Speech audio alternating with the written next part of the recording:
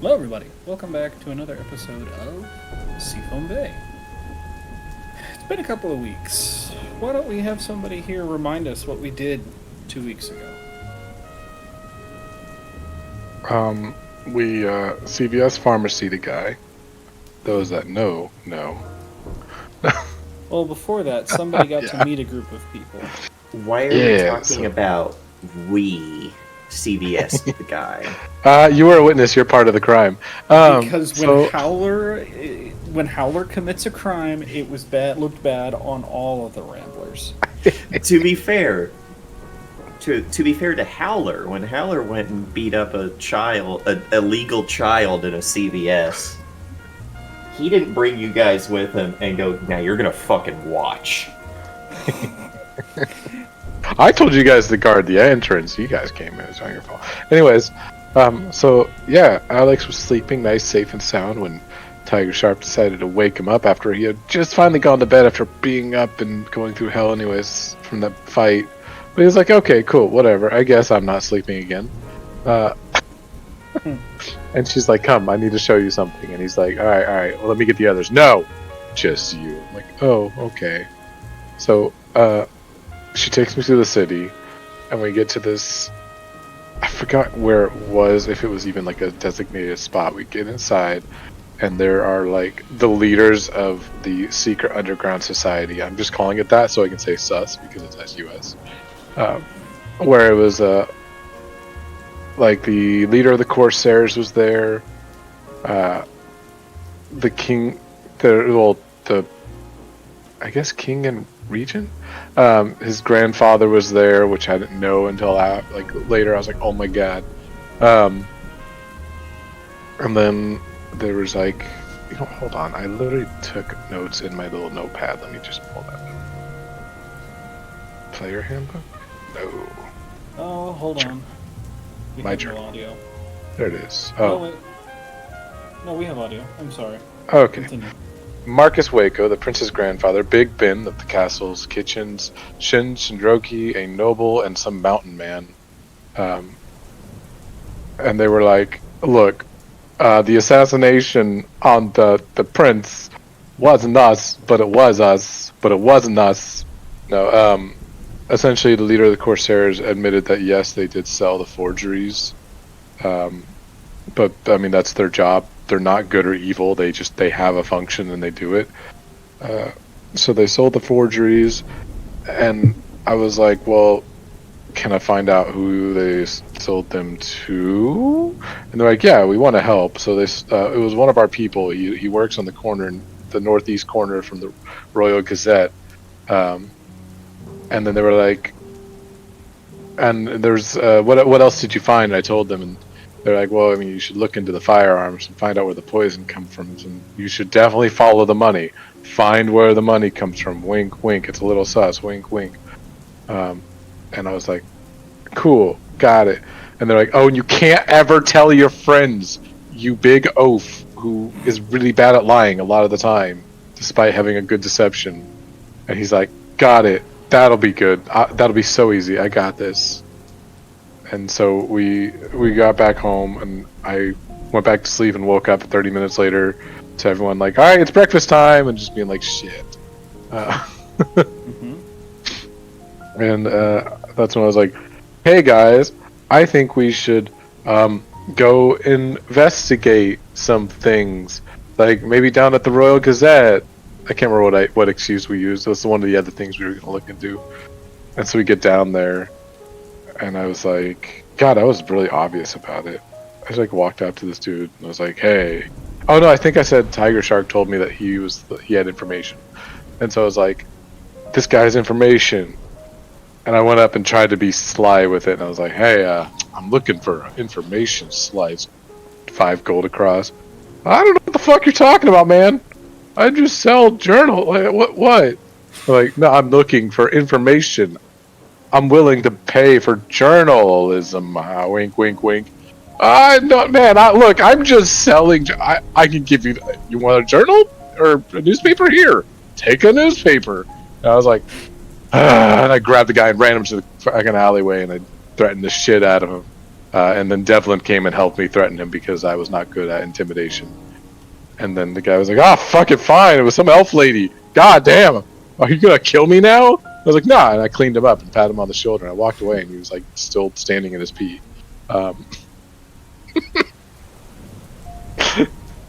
And that's how we found that information out. And so we were going. How did we get to the bar with the ambassador? Something took us there. I'm trying to remember. That part I don't remember. You guys went to find a place to talk. Oh, yeah. We talk in a place where we weren't like standing in the street talking about conspiracies against the crown. Yeah, that's right. So we go into this tavern, and that's when we end up running into the ambassador from the Sea Folk, who we were just like, well, let's see if we can get some information out of her. And Devlin was like, hey, by the way, someone's trying to frame you. And I'm like, God damn it, Devlin. What? We don't even know. It could have been her. We don't know. And she's like, no. Like, yeah, we have this. They bought some forgeries to get into the castle, disguised as a sea elf. It's also probably not her, considering everyone in her retinue is dead or something like that. Most of them. Most. But it could be her. We never know. Enough were dead that we asked, so could it be like someone from Elf Town that's like trying to replace you? And she's like, no, because those people are all fucking dead. True. Yeah. It was, well, they'd have to send me more people. And, they're not here yet, so I doubt they did it. Yep. So we were like, okay, well, it looks like someone's trying to frame you. Oh God, I can see it now.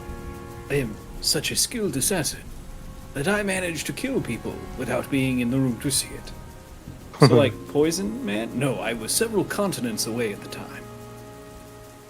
So you paid someone else to do it? No. Does it look like I have money? I'm an assassin, not a banker. I'm just a barber, man. Sorry, I've been watching 7 lately. Killer number 7. And yeah, that's where we left off. Yeah, I think that was everything, right? I think we were going to go look into the money next. But we could also do the firearms. Well, I was going to say... Well, we did get some stuff. Talking to Ingram about all of the items, we did learn that, like, all of the major houses are culpable in some way to this assassination plot and may be involved. Oh, that's right. You tell. Let's not forget that, like, those guns you were talking about, well, all of those came from Ravencroft's armories. Like, Ravencroft's house armories. Not like, I sell these to people. Like, these are personal. They probably have sat on a shelf for many years because my grandfather had them commissioned. And, I'm a spoiled rich kid that doesn't like guns or anything like that, so... And we have the papers, which were forged by the Corsairs, but they got their royal wax would have to come from House Beaumont, because they are the people with the royal monopoly on wax. And who are the only supplier to the crown. The tiger whiskers that made the powder would have to have come through the exotic portions of the bay, like an import. Didn't have it written down. Let me look at the houses, because one of them have complete control over that, So they probably know when Oh, that came they into recommended town. the Greys. They Greys. suggested the Greys. The Greymoors, yeah. And we already know that the Pendletons are fucky because of everything going on with the Volk investigation. So it's basically that everyone who is like one of the primary houses is involved in some way and are probably the conspirators because they are aware that Sebastian is going to come of age and they're going to lose their power, and they're trying to, not have Sebastian come to power and then rule Seafoam Bay as an oligarchy. Or at least that's the working theory we have. For all we know, this could be they've all been infiltrated by the death cult who are framing them because these nobles are such assholes that seems like a plausible thing. Or, and hear me out, say it with me, chat. The Sea Elves! Or it could be Triggering and have 4 Phantom flying around stealthily assassinating people with Sidewinders. Same. Yeah, I mean... Yeah, it was Grey, Ravencroft, Beaumont, Pendleton. And the Sea Elf lady bought wax, ink, paper, and example documents. Or brought the wax, the ink, the paper, and the example documents, that's right. To the guy who forged it. That somehow Pendleton is trying to find something on Sentinel Isle, and that's what Volk went after. But that's where everyone who got the ick went, and we don't want to go and get the ick. But you're going anyway, right? The plot's telling you. The plot is there's a giant arrow for our quest marker over Ick Island, and we've been trying to do side quests. Fine. It's the thing about it. It's the thing about RPGs, isn't it all just side quests? The plan is like many RPGs is to get as strong as possible. So when you go up against the boss, it's like, bloop, bloop, bloop. Yeah, when you we pick go attack, across, you pick your target, you run, you hit him, 10,000 damage, boss dies. Oh, wow. When we go against the leader of who's behind all of this, who's actually the creator of the entropy, Iculon, the Ick Master. We just one tap him. Midway through his speech, we give him that good old Skaven warlord treatment. Hey, I mean, 99. No, a 1's a 1. Yeah. 1's a 1, max damage, double Ulrich's Fury, ignore armor. Yeah. Yeah. That was funny.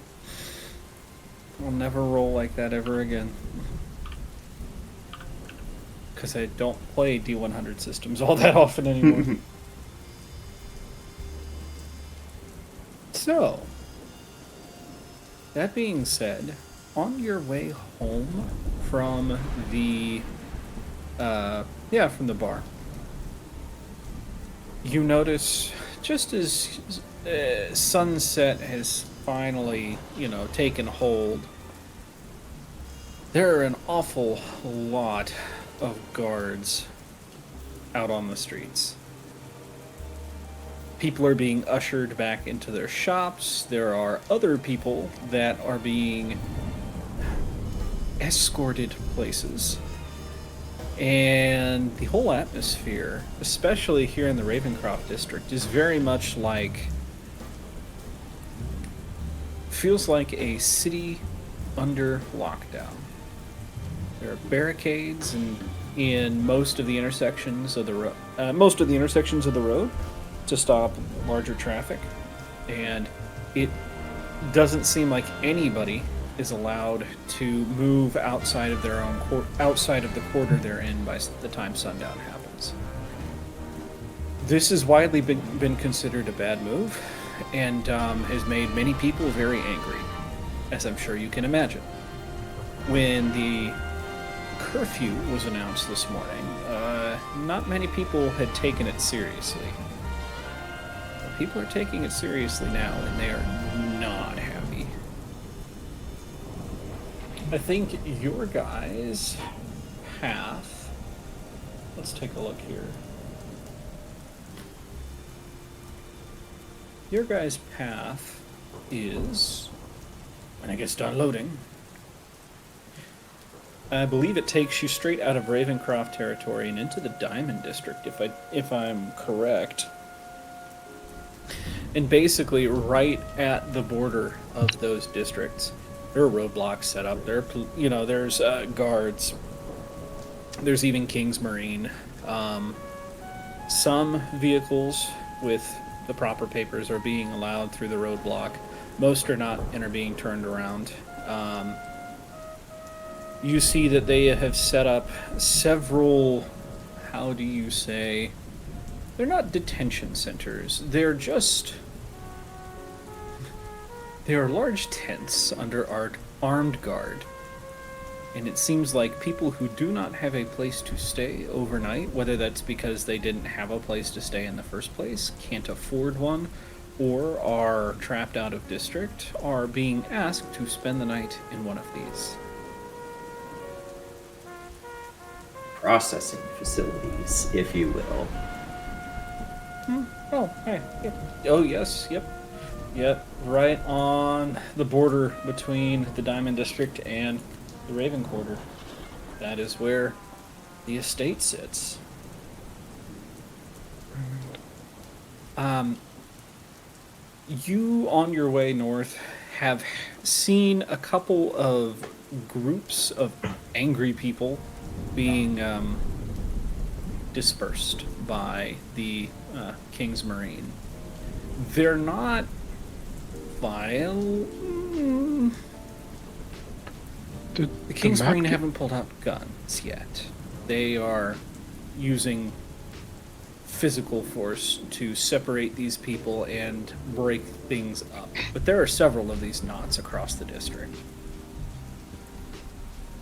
As you can imagine, being in Raven Quarter, this is where the shipyards are, but not everybody that works in the shipyards... not everybody that works in the shipyards lives in the shipyards. Matter of fact, a lot of the physical laborers either live in the hollows or actually across the bay in the moorings. And with curfew comes the shutdown of the ferry services early. So it's been a bit of a shit show. What are your thoughts about this? I hate it. So the crowds themselves, how much of this is like antagonism from the guards, and how much of this is antagonism from the mob? Because, the whole mob is as smart as the dumbest person in the mob divided by how many people. I like that. It seems, at least tonight, the antagonism seems to be coming from the populace. But it is, I think, a little understandable. For example, what time is sundown to you guys? Like 6 or 7. Considering it's this time of year, it's probably closer to 5. I believe it is, I want to say it's 6:07 today. But does that mean everything shuts down at 6:07? Does things shut down, when the sun touches the water? Or for this, when it disappears behind the mountains? Is sundown when the sun has disappeared completely into the water across the mountain? Everybody... Well, the guards are the ones running the checkpoints. The Marines are the ones patrolling. And the guards...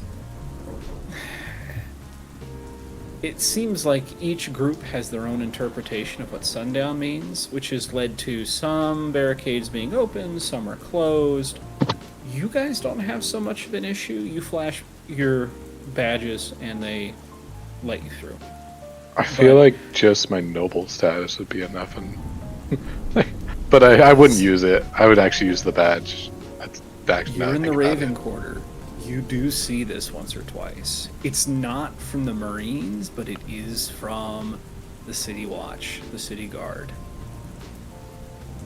And this is part of what has got the group so angry. Why am I forced to forced to sleep in a tent tonight instead of my own bed when, he can go to the he gets to go home to the Hollows, or actually, I think he's going to the Officers Club. It's that way, or the Nobles Club.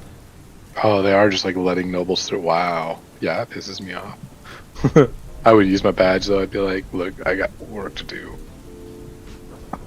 But no, long story short, the King's Marine are the professional ones. When it comes to like these angry groups of people, I won't call them a mob because they're not that dense, at least tonight.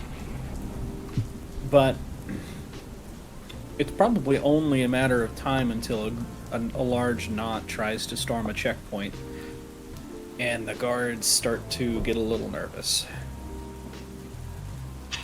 Does that answer the question, or is it a tangent?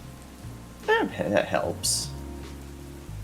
It was basically like, is this just shitty people making a situation worse, but on which side?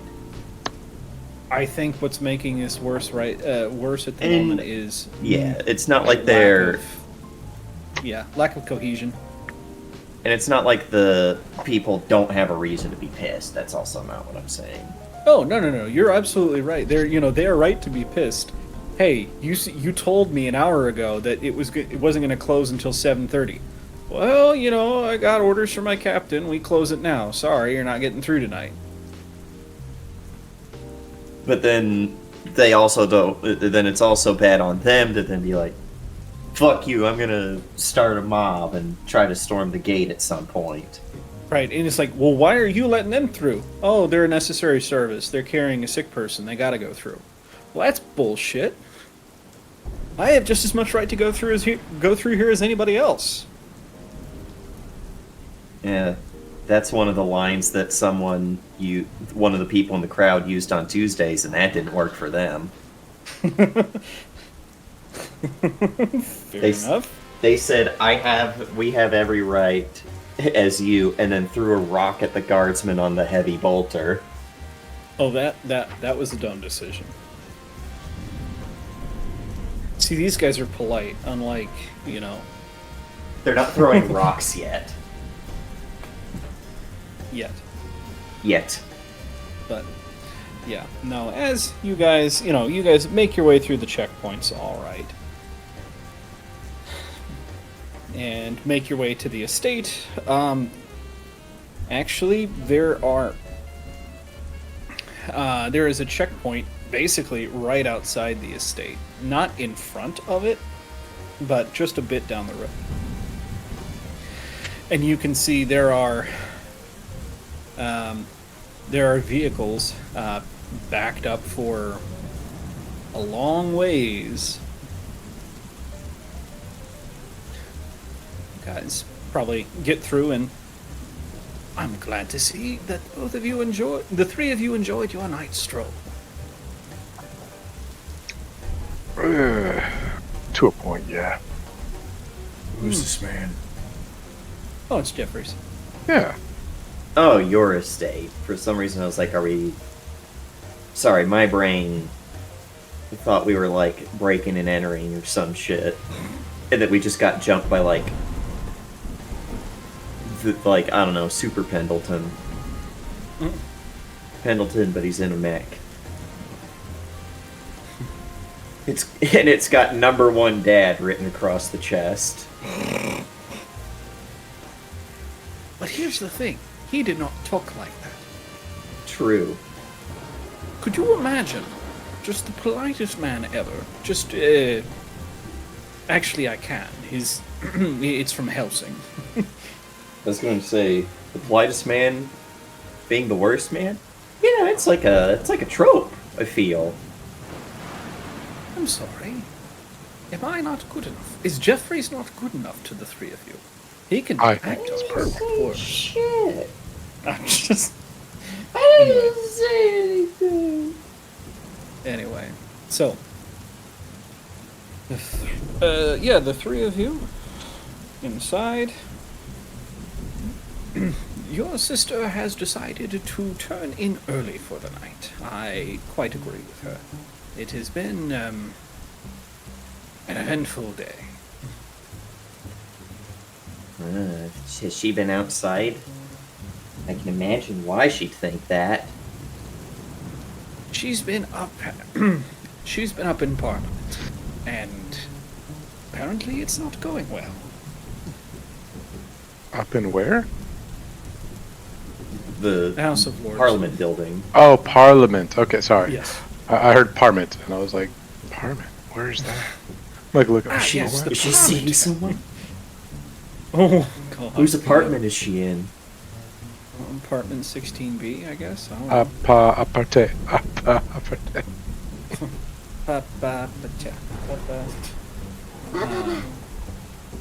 Anyway. Pretty quickly, Devlin goes, "Look, that sucked. I'm going to bed. You guys have a good night." That sounds pretty Devlin. Well, it would be more like it's been an eventful day, but now I'm going to leave you to whatever it is you do. I was translating. But And that being he'd said, skitter and scurry. do the two of you decide to go ahead and... yeah, do you guys decide to turn in as well? I probably should because I have to get my dumb cat back. What happened to him again? I forget. He ate poison. We fed him poison to see if Mom would tell us what the poison was, and then he went, mmm. And then, like a cartoon character, stood up, clutched his chest, hand out, and went, ah! And then died and turned into a bunch of, like, peat moss and leaves. Gonna have to find an excuse for him to die every day. I mean, that's the fun part about having a familiar, is you can kill them as much as you want. It just means I can't change my spells. God. I'll get the slots back, I just can't change what's in them. Alright, so, headed to bed. A thunderstorm rolls in during the night. Perfect, The my house... element. What's that? Perfect, my element. Water and mud. Or water and dirt. The house creaks, and it's almost on the second floor. Feels like the eaves are swaying. But that can't be right. This house is built, sturdy enough to sustain a hurricane. There's like a sitting room, or like a foyer, or a... What is the room that you, like, bring people into the fancy people house? A drawing room? Yeah, a drawing room. There's somewhere with, like, a couch, right? Because I think Arin can't stand that feeling and goes and just sleeps somewhere in the ground floor. Just goes into, like, the drawing room and sleeps on the couch. I can imagine. Even on the ground floor, it may not be swaying, but you feel the house itself. Not feel, but you can hear the house above you. And if you watch the ceiling ever so slightly back and forth. That he's probably slightly better with, because he's from... I mean, a shitty little peasant village where I'm sure the thatching on the buildings would sway in storms. But it's different to be swaying with the storm. Right. That makes sense. But, yeah, for everybody who spends the night on the top floor, feels almost like you're in a vessel during a storm. And waking up in the morning, it's no better. The storm is still raging on outside. You can see the wind is battering the trees. It's almost as if something out there is pissed. That being said, you guys step down for breakfast in the morning. Everything is laid out like it usually is. Wisteria is there, reading her morning paper, as usual. Devlin is there, probably quietly eating his usual. Devlining. Yeah. Doing He that goes, weird thing where every time you try to look at his face, his head just keeps turning away from you because he's not actually there, so he can't talk to you. How does that go? He looks at you and goes, I'm the legally distinct version of a warlock. No, whenever you try to talk to him, Devlin goes, you need something? You're in the middle of some calibrations. Yes. He gives you his I have no new dialogue line. Even better. Do you come to the How cloud just to does that coffin? go? Of course you don't. What am I saying? Can this wait, Captain? I'm not big on forcing these big conversations. Shepard. Shepard. Commander. I think when Aaron comes in from a different way than he normally does, he's probably just looks like he had a bad night. I can bring the clothes down to the ground floor if you would prefer. I've slept in Master Bill. these. I've slept in these. I've bathed in these. I'm fine. It's just the dreams. Whenever he has to come back. You know that if you have to deal with that again, we can find something for you to. Well, Jeffries has a couple of things that promote dreamless sleep. He looks to her with a pointed look with the faintly glowing violet eye as from around his back Rankle creeps around and he looks slightly different. His chicken feet legs have all been replaced with like spider legs this time. His fur is a different shade of color. And he looks a bit less raggedy and a bit more fresh of whatever he is. And he jerks his eyes towards Rankle as he curls around him like a feathered boa. Just like, I don't think that these are things that the mundane can deal with. No. However, the arcane, well, let's just say we could probably put him in a box. And put that box in a box. And then mail it to ourselves. And then 3 weeks from now. Like, Rankle, like, knows this bit and is like, Apparently, someone has ruined my joke for Rankle.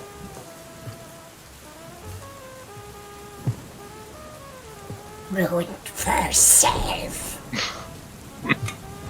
Well, I suppose we can always find some more tiger's whiskers then and kill you with those. he grins. It's safe on And, like, postage. Grins, licks at his, like, weird teeth with his tongue, and goes, Yum, yum. Well, I suppose that settles it. hitting the head to do it. Alex says with a mouthful because I'm eating a bagel and I was like, I gotta go grab something to eat so I can talk with a mouthful. Perfect. Don't tell me the two of you are going out today. You're going to get all wet if you do. I have a hat. Umbrellas exist. As the rain is like blowing sideways. Right. It's like, well, it's your funeral. They've decided to give us This is a a video game hat. It's never gonna fall off no matter how the wind is blowing. You know how video game characters never have to, like, reach up and hold onto their hats in strong winds? You mean developers don't have the budget to make them hold on to their hats in strong winds? I'm sure fucking Rockstar could have done it if they're gonna make me sit through a 9-hour cutscene every time I have to skin an animal in Red Dead. Well, maybe it'll be in GTA 7. You know, Bro, when we're dead. I don't think. I was gonna say I don't think. I think if GTA 7, like we're already joking about blah blah came out before GTA 6. I think we're gonna have Heat Death of the Universe came out before GTA 7. Well, let's see. GTA 5 was released when? Is it 2012? 2013. So it's only That was been 12 close. years. So you just double it. 24 years after GTA 6 releases, we'll get GTA 7. And it'll feature, like, all of Los Santos, Liberty City, let's see. The other locations I'm forgetting the name of. And then like a whole new continent the size of, I don't know, modern day Russia or something. Actually, it'll just be the Russian continent.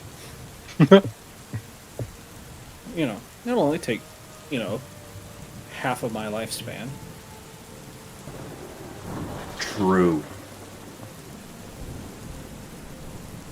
No, it'll be Heat Death of the Universe before we get Cyberpunk 2078. True. That did take a little bit. We gotta get The Witcher 4 first. And watch them ruin yet another. Don't fuck it up. Don't fuck it up. Alright, to be fair, everybody forgets how bad the Witcher 3 launch was. Yeah, It had was a pretty really bad bad. launch, but now it's really good. Well, and that's the thing. Cyberpunk is too, especially after the Liberty City DLC. It's just the launch was so atrociously bad for some people. I'll admit, my first playthrough, I had no problems with Cyberpunk. No game-breaking bugs at all. I got through the whole Same. game with no problems. Yeah. Now, a couple months later, yeah, I did find some stuff that's like, why does this dead body have infinite legendary weapons of the same name? And when I pick one, it puts all of them into my inventory? Alright, let's try and use it. And it crashed. Okay, let me just boot it up. It won't. Cyberpunk won't open anymore. Let's go verify some file integrity. I wasn't even using mods at the time either. It was bad. I had to go and re-verify all the files, and then when I booted it up, okay, let's load that save again. Broken. Save data corrupted. It corrupted that version of the save, so I went back to the previous save. It killed all my previous saves. It didn't kill all of them, but it killed multiple previous saves to where I was looking at it, I'm like, this is going to be like 3 hours of gameplay just to get back to where I was. No, fuck you. I'm going to go play something else. That was me with what was it? The Marvels game where like you played as oh god, Miss Marvel, I think it was. And I got all the way through the tutorial and all the way through everything. And you got to a cutscene and the game crashed. And I hadn't saved the whole time. God. I Well, was that's like, why never I go picked back to up that. Ace Combat, Zero, the Belkin War. There are no checkpoints in any of the missions. Ugh. So there will be a couple times where it's like, I have died on this mission 3 times in a row, all at different places, either because of stupid shit or because of it was my fault. So I think I'm gonna shut it off for a little while, because otherwise I'm good, thanks. Anyway. But so if you are going to get out in the rain that is making people fly, what's the plan? Shit. I mean, we could just sleep another day. No. Quick, everyone go back to bed. We'll skip the But next I'm day. already full on my stuff. I have no point to sleep until I expend a spell slot. Devlin goes, I'm not getting out of that. I'm not saying rain makes me melt, but I'm not going out in that. Witch. No, I'm the witch. He's a sorcerer. Yeah, but are you Not made all of caster- stone or wood? Not all casters. Hold up. I can be made out of wood. So you weigh less than a duck?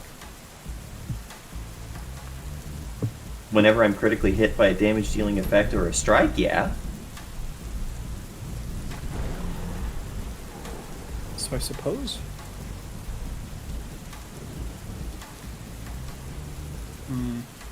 I forget how this bit's supposed to end anyway. Well, we're supposed to be yelling, "No Python." I have not clipped actionable pun detected yet. Sorry.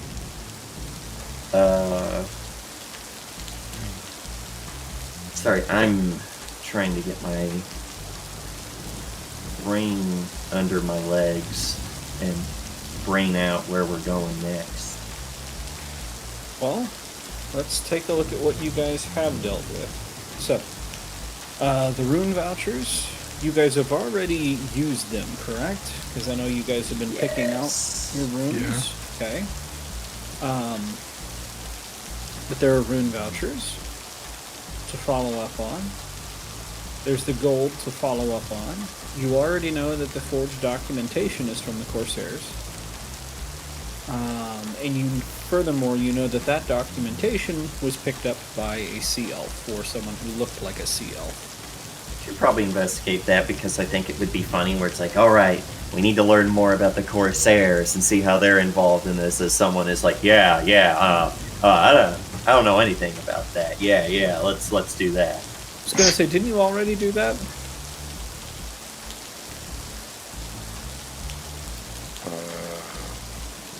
I Because don't I think know. we're still in the dark. That's all we could get. For I was about to Corsair. say. I was about to say. Didn't you already go to somebody who's running a newspaper stand and shake him down for information? Yeah. So it was under the excuse like, yeah, Tiger Shark told me or something like that. All right.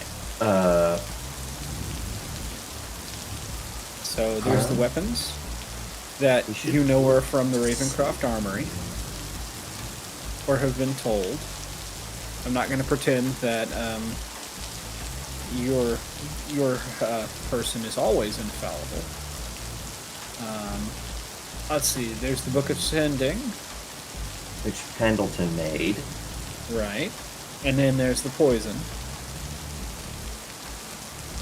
I still think the Sea Elf might be the best idea because there aren't a lot of those in town.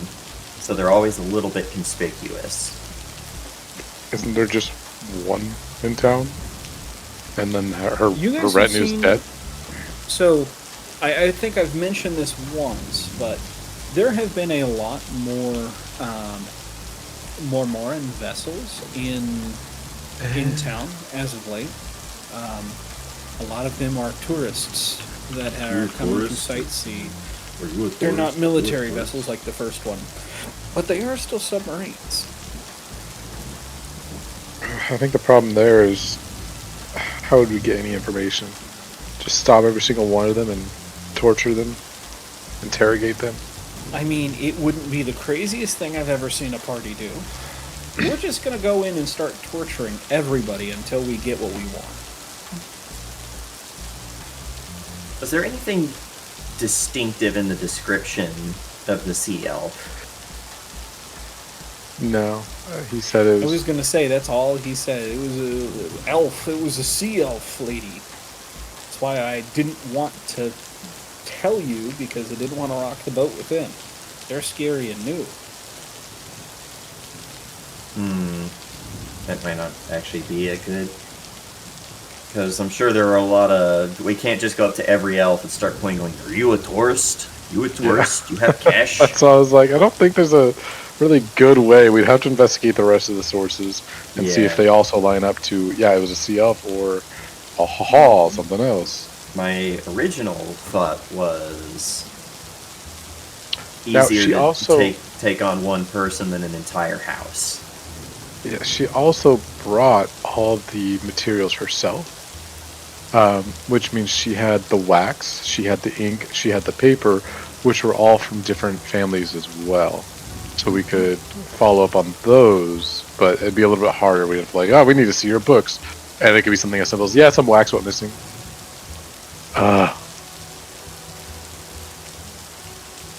Like, we can't follow that, really. Oh, we need to see your books. Yeah, some of our ink was just gone from a wagon. Okay. But it's worth a check, so we might as well start there. I just can't Might as remember well go after which... the Boomonts. That's what we'll call them when they're all dead. The Boomonts. Are you gonna kill them all? Maybe. Apparently. A genocide run. All right. Well, I've decided that for everyone else. all right. Well, you win the game. Hit restart. Hello, everybody. Welcome to Seafoam Bay. All right. Tell me about your characters. I'm gonna start by killing your sister. Whoa. I had your mom joke there, and then I lost it. Sorry. Well, no. Yeah, that's already happened. I missed that kill. It got kill stolen by fucking the Ick. The Icondes. Yeah. That's the one. Slash me points at Alex and laughs because his parents are fucking dead, and I'm trying really hard not to say womp womp. Womp womp.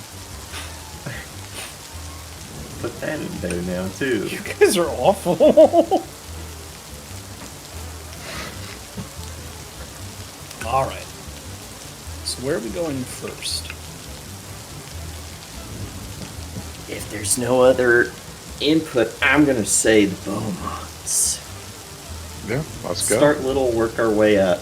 Because I feel like trying to be like, hey, we need to like break into your armory is going to be a lot worse than, hey, we would like trying to break into this wax house, into this wax facility. Devlin goes, I'm going to follow up on the Pendleton situation. He trusts me after all, so Good point. I'll see you guys back here tonight, maybe? It's a date. All right. What is it with you and like as we're leaving? What is it with you and?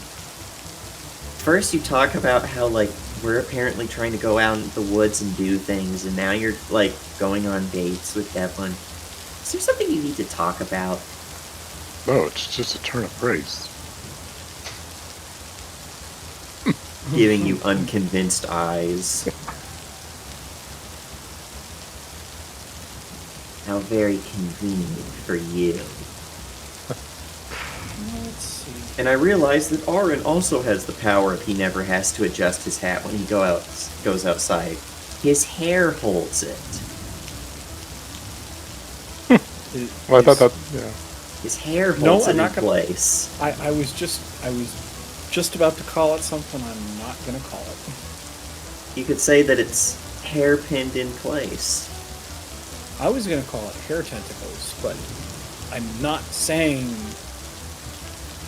No, I didn't take the feat to where I can actually do damage with them.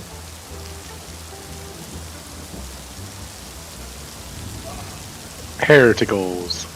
I Yeah, was no, thinking there's tentacles. a world where you can fucking choke a bitch. And because it's technically an unarmed strike, I think there are monks who can do flurry of blows with their hair. Jesus. Okay. So, looking at the list of businesses here in the Beaumont Quarter, we've got Let's see. There is the main storage depot. There is a couple of textile mills. There's the main vineyard, the Beaumont Vineyard. A store called Custom Clothing and Accessories, which is owned by the Beaumont family. There is a dairy slash butchers called the Charcuterie.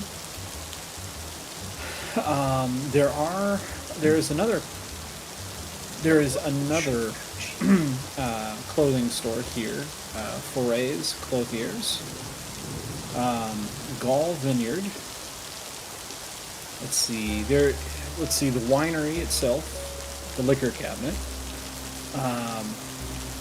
If you're looking for wood, there's maple, mahogany, and pine, and then a couple more farms and vineyards: Monroe Farms, Sierra Farms, Tennessee Farms, and then Naji Vineyard. I think the only person who's looking for wood in this campaign is Alex for his sister. But what if she finds? Okay. No, she must continue the family line. Is that her purpose, huh? Alex. That's why he's like, yeah, marry this 150-year-old man. What if she just adopts? / me looks at Alex. I mean, it's not why he's trying to do it, so that's fine with him. Oh, is this like he wants to live vicariously through her? Yes. No. Wait, what? Oh. Yeah, he wants to marry the 150-year-old Silver Fox Paladin, but he does can't. actually want to find someone that's right for his sister, and like they won't. At first, I treat her thought wrong. you were like, look, you can date anyone you want as long as it's not this stupid inspector. That too. I mean, that's what Arin's thinking, but that's just because he and this inspector have, like, cosmic beef without even realizing it. I'm sure the hags think it's real fucking funny. They keep running into each other. Or no, wait, I gotta do my... Obviously, when they talk to each other, they go... Gruntilda, what are you doing here? This isn't Banjo 3E. What I would give for there to be a Banjo 3 and for it to not be shit. I was about to say, boy, have I got a game for you. No, there is a Banjo that doesn't 3E. count. That doesn't count. That doesn't count. Why not? Nuts and Bolts is a game. I don't Some want cars. Some people would say it is one of the games of all time. Stop mocking me. After all, why would you want a boring collect-a-thon, you know?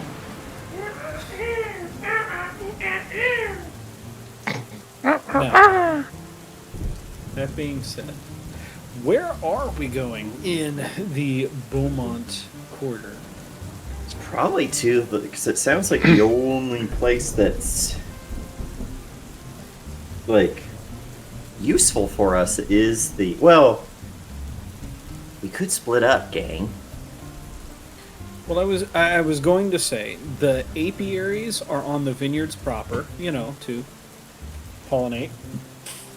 But Can I talk to bugs? Not yet. can you talk to what? I was like, can I talk to bugs? Not yet. Oh, gotcha. The bees will let you know. What do you know?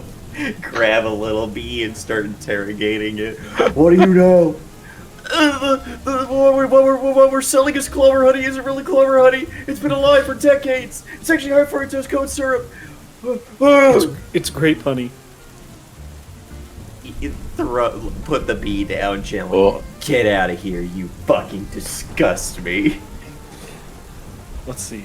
Now, as for what's owned by the Beaumonts, that would be custom clothing and accessories. The charcuterie is also owned by the Beaumonts, but if you're looking to like buy beeswax, that's probably you could find it at MMP. or maybe custom clothing and accessories. You know, the accessories part. My thought is, since this was royal wax seal, Mm-hmm. it was probably being kept at their The Beaumont Storage Depot. their main depot. But we Okay. could split up and try to see if this was a break-in. I'm sure there are people in the Beaumont circle that know about it. So all we have to do is find the right kind of person. We basically need to find a Beaumont employee who is Elty and who we can give any sort of attention, and she will non-stop talk and then be like, "Hey, you heard about any break-in? Oh my god!" So someone took a bunch of beeswax. What in the name of Globba they do that for? I mean, the problem is a Cooper just walking around on his own. And We have disguises and can turn into anyone we my want at any gosh. time. One of the poors is walking my vineyard. The poors are in the wine again. we can't change our faces, can we? We just change our outfits. You can look It's- like whatever you It's want. Oh, yeah. disguised self. I forgot. You don't even have to be big man anymore. You could be a gnome. You could be a dwarf. Oh my god. Now remember, it doesn't realized. actually make you smaller, it just makes you look smaller. So just don't have anyone go to pet you on the head or anything. So maybe don't turn into a gnome or a halfling, because I feel like that's something that I feel like that's a really shitty thing that people do in these settings to gnomes and halflings, to be super fucking condescending to them, is pat them on the head. I would never do that to another human being in real life. I don't know if I would ever have a character of mine do that. I feel like that's you do that to a gnome who's fucking knee height to you, and that is the most insulting thing you can do. Well, my, Be my there, concern child-sized creature. my concern would be getting into a fight looking like a gnome, and that kick to the face turns into a Yeah. Well, I was about to say, no, they reach to pat you on the head, and it's Alex, so they're, reaching crotch height. And then he's like, uh-oh. Why does it feel like there's an arm right in front of your head? Oh, God. It's but it's been a great day. I gotta go.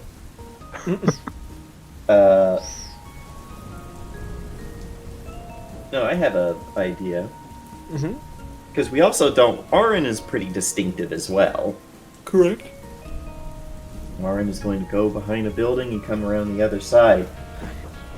Walking proudly in nice businessman attire. He is a dwarvish fellow with a long, ruddy, brown-red beard.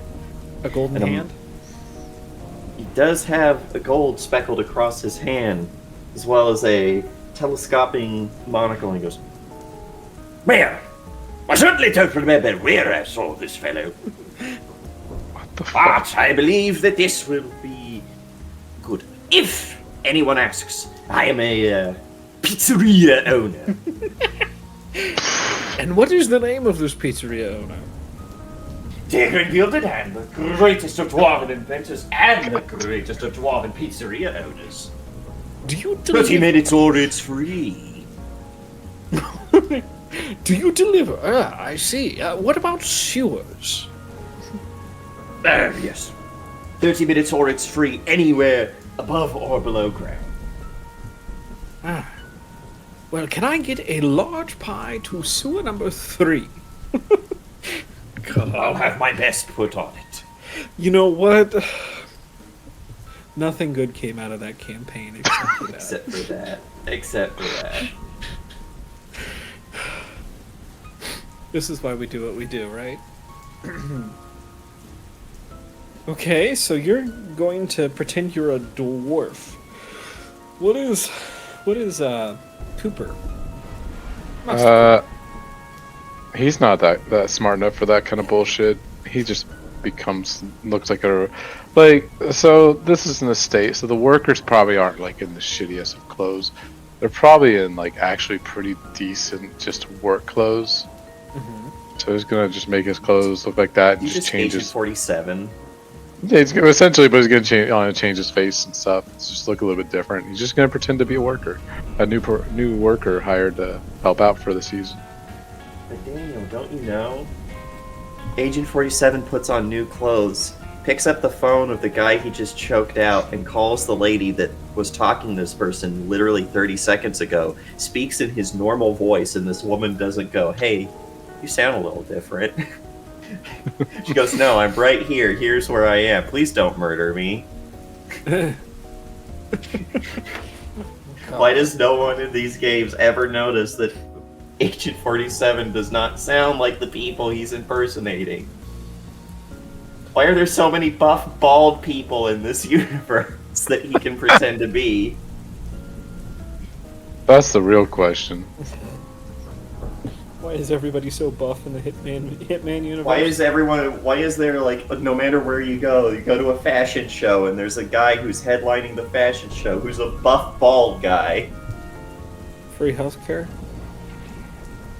So Fair. free access to Ozempic? True, they are in France.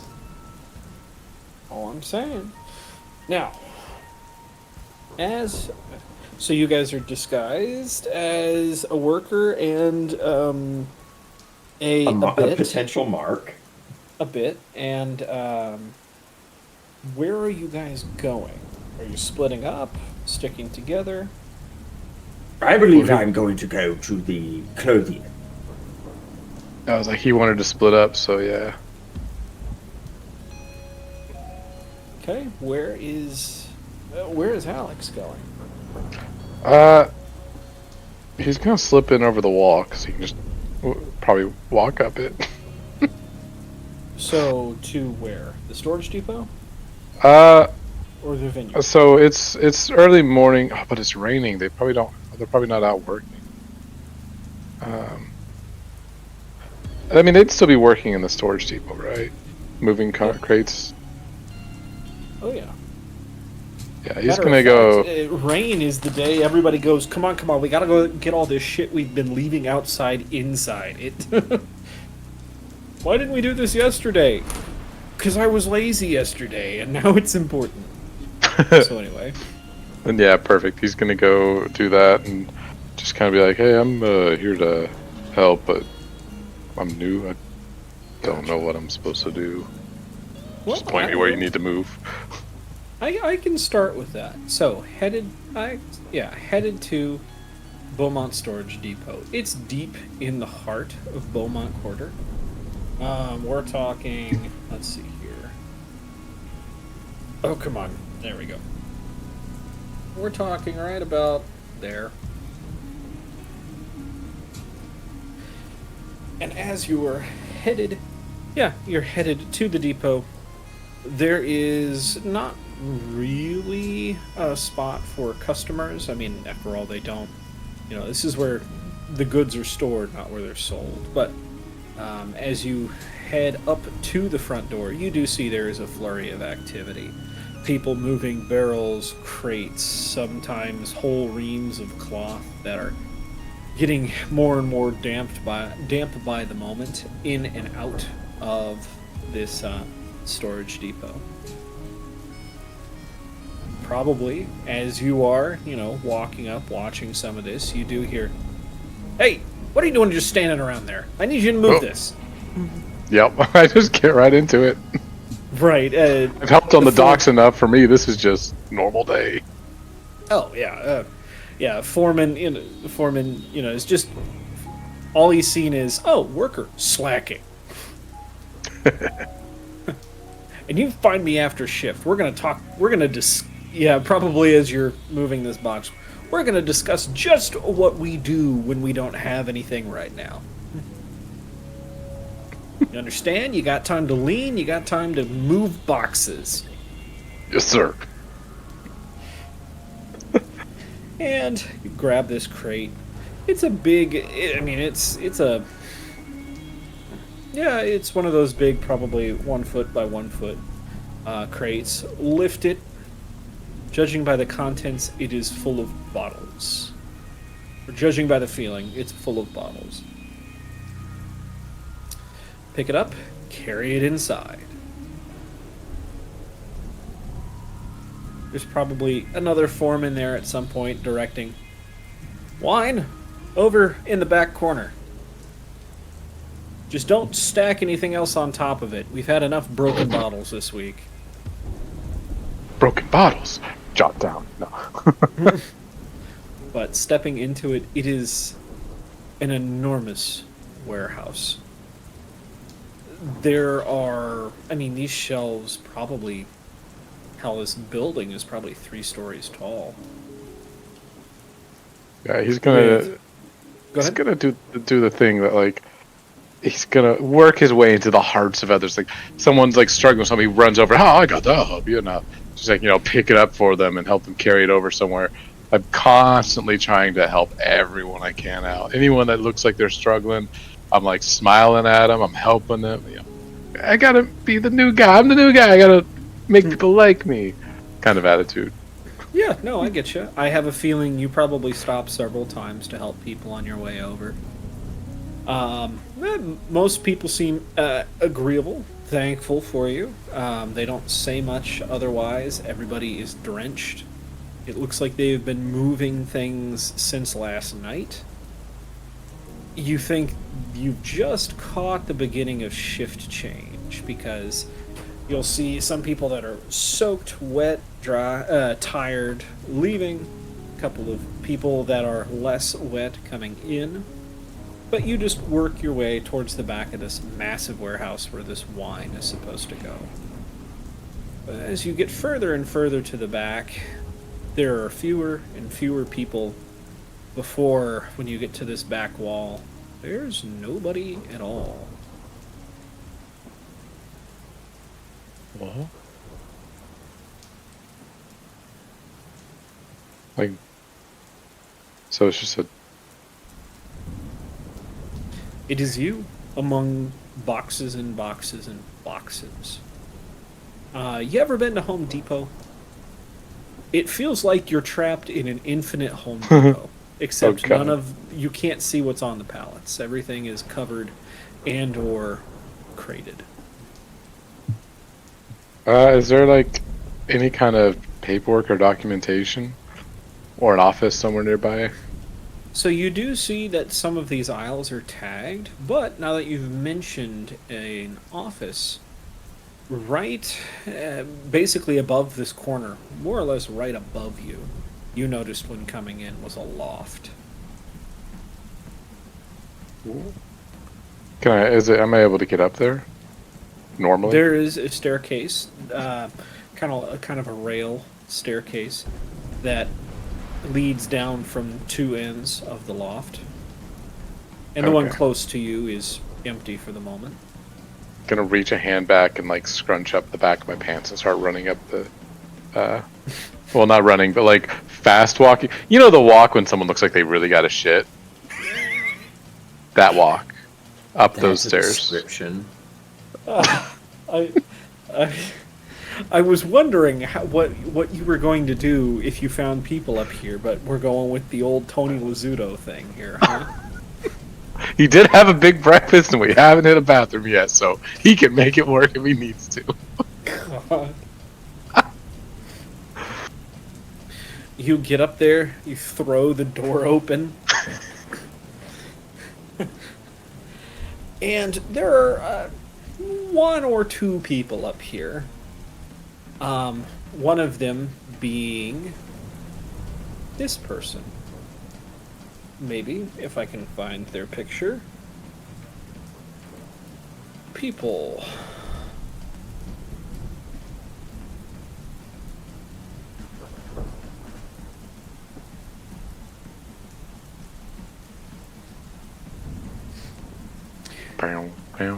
She is. Oh, that would be a bad idea. But I didn't say that. She is consulting some documents. It looks like she's got another lady next to her that's poring over the same document as her. But yes, you throw the door open. Or, I mean, I'm not throwing it open. I just kind of like. yeah, you open the door looking like you have made a terrible, awful mistake. Too many cups of coffee in the morning. My first And- thought, shit, there's someone in here. Yeah, no. Door opens. You walk. You're looking for. Are you looking for a restroom or? Yeah, I like peek in and I see there's people, so I'm just like, oh, sorry. Is there a bathroom up here somewhere? I'm like making sure I don't make eye contact. You know, like a proper servant. The secretary. Actually, She's so pretty. I need you to make me a roll here for a second. I need you to make me a society roll because you know who this. You might know who this is. True. Maybe. I'm not incompetent. I just pretend to be most of the time.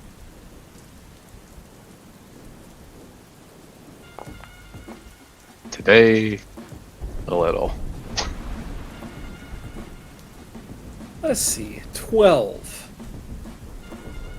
I gotta roll it. I gotta roll some things here.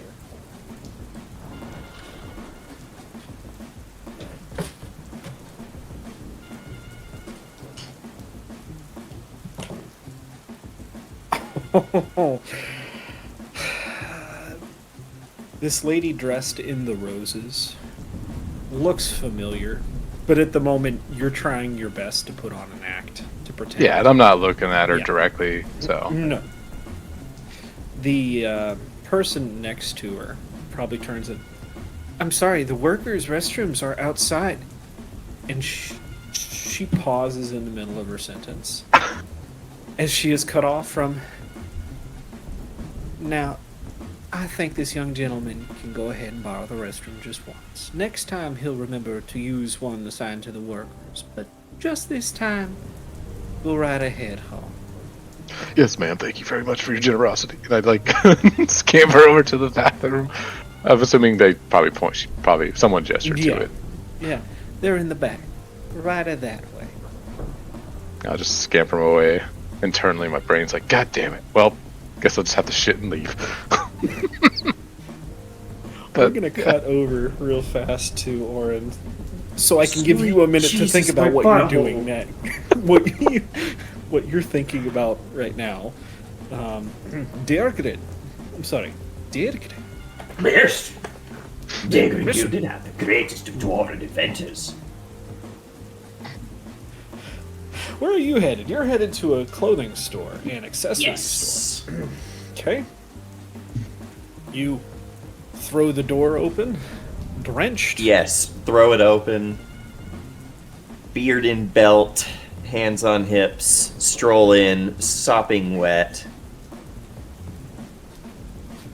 There are no customers in here. Absolutely. It seems like there is one person here behind the counter who showed up for their shift, and that is it. The door flies open. Dick, do you introduce yourself as you step in? That would be No. Okay, yeah. No, You see Oren is not stupid. Right. You do see. It's kind of like wandering into like a home goods store. In some ways, there is the clothing, but there's also the accessories. There's a little bit of everything from jewelry and cabinets to reams of different kinds of fabrics to wax seals and wax to, Yeah, we're gonna make our way to those wax seals and waxes. And they're towards the back of the room with all the cabinets. Stepping over to the waxes and seals, and you can see they've got a little display of some of the seals they have and the quality of their wax.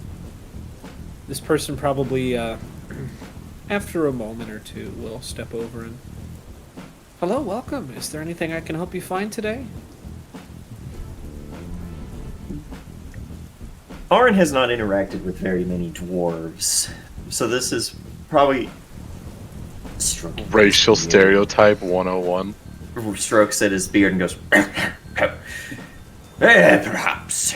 I am looking for some wax. I'm opening a rather fine business, and I'm in need of some quality wax, and I was led to believe that the Beaumonts had... Looks around at the waxes. We have more than this. Oh, certainly. We do have a private selection in the back. Usually those are reserved for our regulars. Sorry, you're just... Alright, I have to tell this story. It's stuck in my head. I have to. Real fast, okay? Daregrin right now reminds me of... We were watching one of the X-Files episodes last night.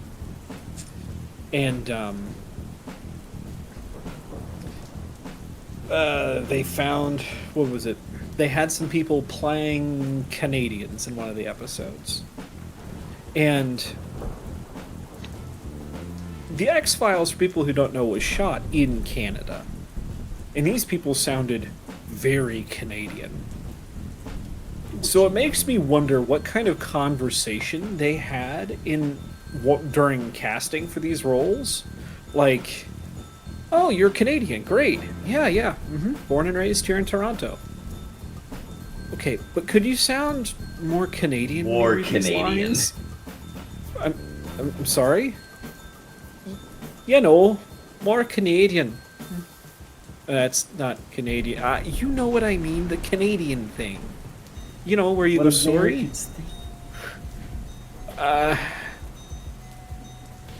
Alright, I can try. But that's what it feels like to me. He's doing the most bad Scottish dwarf impression. I'm sorry. There's no such thing as a bad Scottish impression. Aye, depends on who Only- you're talking to. Only varying degrees of sobriety. True. If it's a shite accent, well, you're just too just sober. Or too sober. You're just too sober. Anyway, But but yes, we have a private selection in the back. Usually those are reserved for our regulars. What kind of business did you say you were opening? this is actually probably where this comes out, as Aaron goes, shit, I have to, like, think of a lie quick. He's like, Well, across me travels, I've come across all sorts of strange and wonderful victuals, and I had the idea of bringing some pizzeria craft to this wonderful shore. Right. You get the sense she can't understand you. Food, lass. A restaurateur. Okay. Are you looking for food safe wax then? Because that would be in our private selection. Well, if you think that I'm allowed to go and visit this private selection, I'd be most canny to do so. Of course, Mr. Tegrin Gilded Hand, the greatest of dwarven pizza makers. Right. You can tell she's wondering what she said. She doesn't make enough for this shit. Right this way, sir. and I feel like if we could see outside of the illusion, because dwarves are a very heavy, sturdy built people, and Aaron is not that. So in order to make the illusion more real, he is picking up his feet and like stomping and walking funny to get that heavy tread with his boots as he gives a proud dwarven walk. You know, if you were a wizard, you could just prestidigitate it into existence. I didn't take that kid, Will. Anyway, but yeah, you you stomp your way into the back.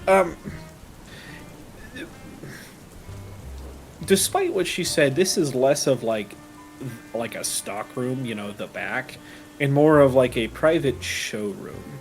This is where all of the nice stuff is. This is where they take people who aren't poors pretending to be wealthy. Basically, You know, yeah. new money. Oh. As you, yeah, right. As you, step into the back, you quickly realize that all of this stuff is, well, none of it's got price tags, and half of it looks one off. This stuff is incredibly nice. For example, there look to be candlesticks sitting in the center of this room. Except, it's, well, not candlesticks, a candelabra. This candelabra is 6 feet tall, and you're pretty sure it's wrought from wrought from pure gold. Incredibly ornate, one of a kind. I gotta do it. Being a dwarf, I'm not actually doing this, but being a dwarf, I point at the golden thing. You Where just is point it? at it. No, well, where is it? Look what I found! No, not that. We're rich. Because it is made of gold. We're rich. We're rich. But Jesus. Been playing too much Dwarf Fortress. I've been playing too much Deep Rock. That's where that comes from. Mushroom, get back to work. Jesus. But Yeah, they added voice lines if you point at mushrooms or gold too much. But as they're getting close, first thing that Auron Gilded Hand is going to do is to, looking at all this wax, does it seem like this is a complete collection? Or are there, like, someone's bought a piece or lost a piece? make me a perception check. Perceive That or investigate. I can. I'm gonna reroll that. Okay. That's pretty bad, Billy.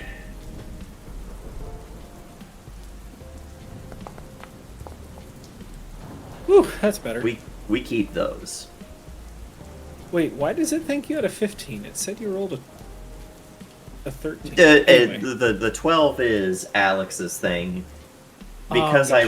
I did roll a 15, but because I right, no, re-rolled the it, it 3D keeps dice rolled a 13.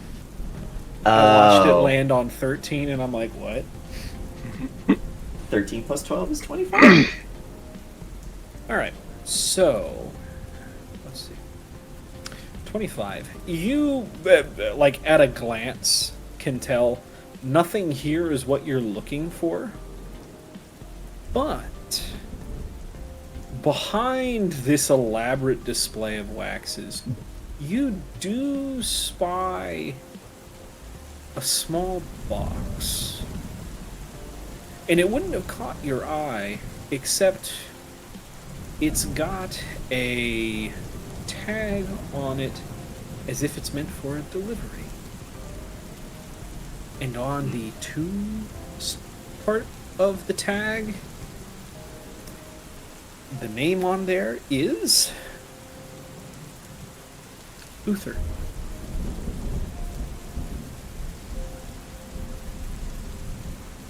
I feel like that is actually something with this persona he notices that. And does, like, stroll up to that. Like, it's just something that caught his fancy. So he walks through, he's like, Uther! I'm sorry, that's one of our outgoing packages. The couriers, Oh. we're just waiting for the courier to come by and pick it up. Uther, you're working with the right proper people. We do, as a matter of fact, proudly serve as the sole supplier of wax for the crown. If I might be a bit of a busy beard. Ask, what's in there? If it's got enough for the crown, it's good enough for me. I'm sorry, but the crown-specific wax is our own proprietary blend.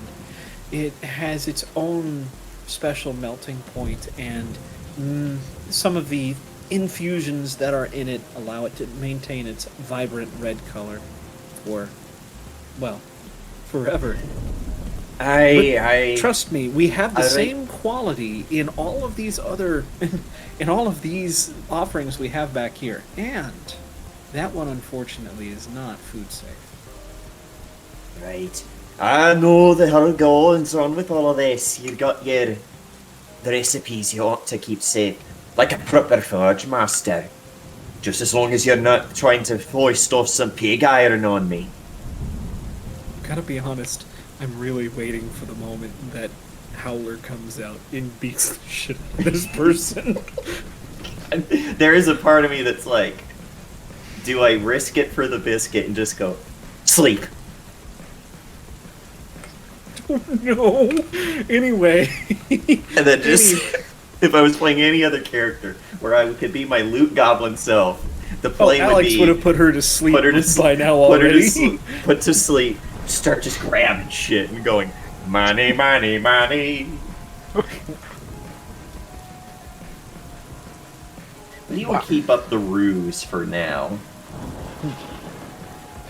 Gotcha. But it does come back around to it after a bit of like hemming and hawing and trying to talk about like this stuff as someone who has no idea how to run a restaurant, no idea Right. how wax works.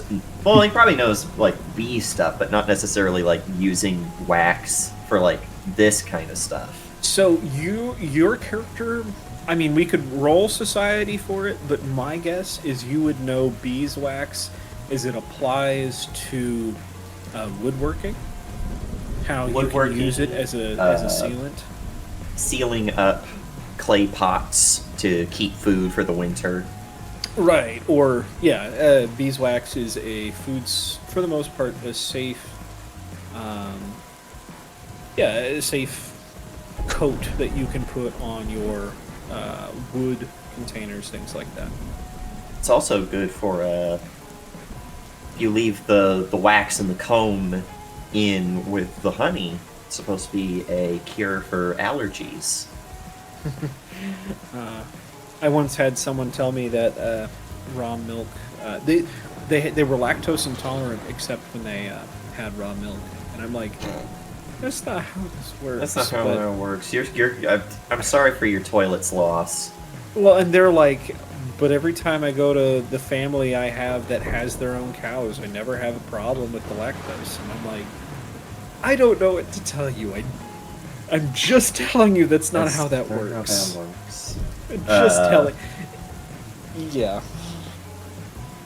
But so we're not doing the whole conversation. Swinging it back around to this. Yeah. At one point, Daregrin Wieldgrass says something. Darrigan Wieldgrass. Okay. How often do you have packages coming in and out from the Royals? Ah, good's your business. Well, they tend to. We have a standing order for 1 package a month, which is 1 pound of wax.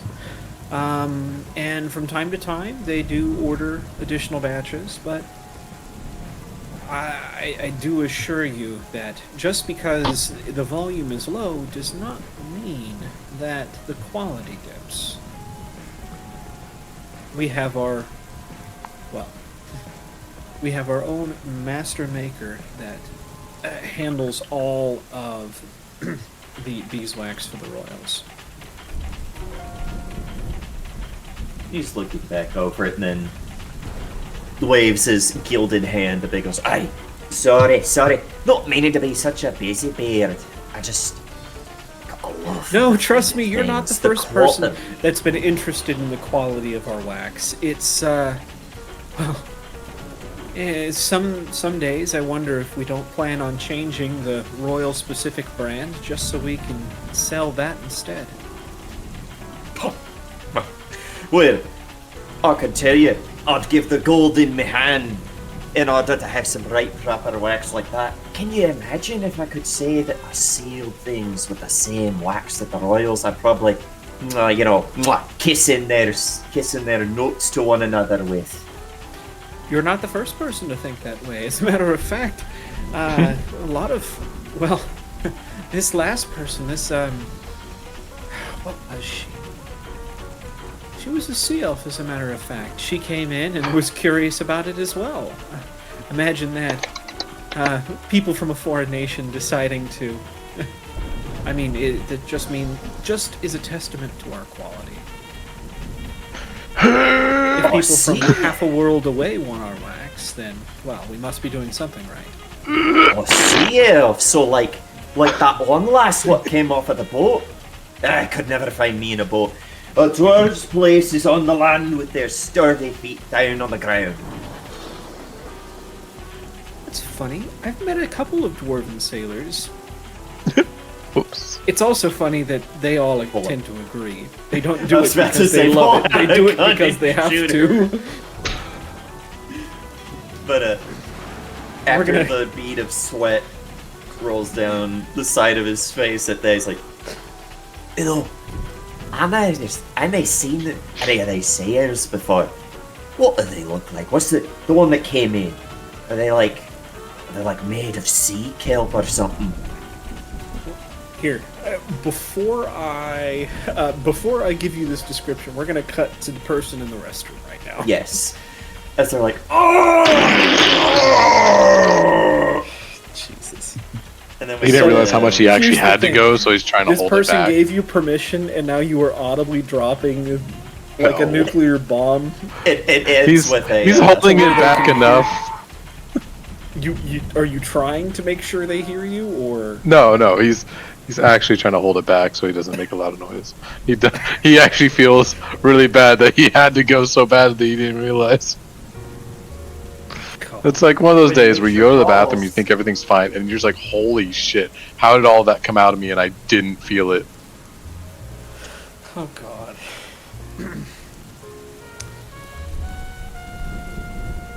So, you decide to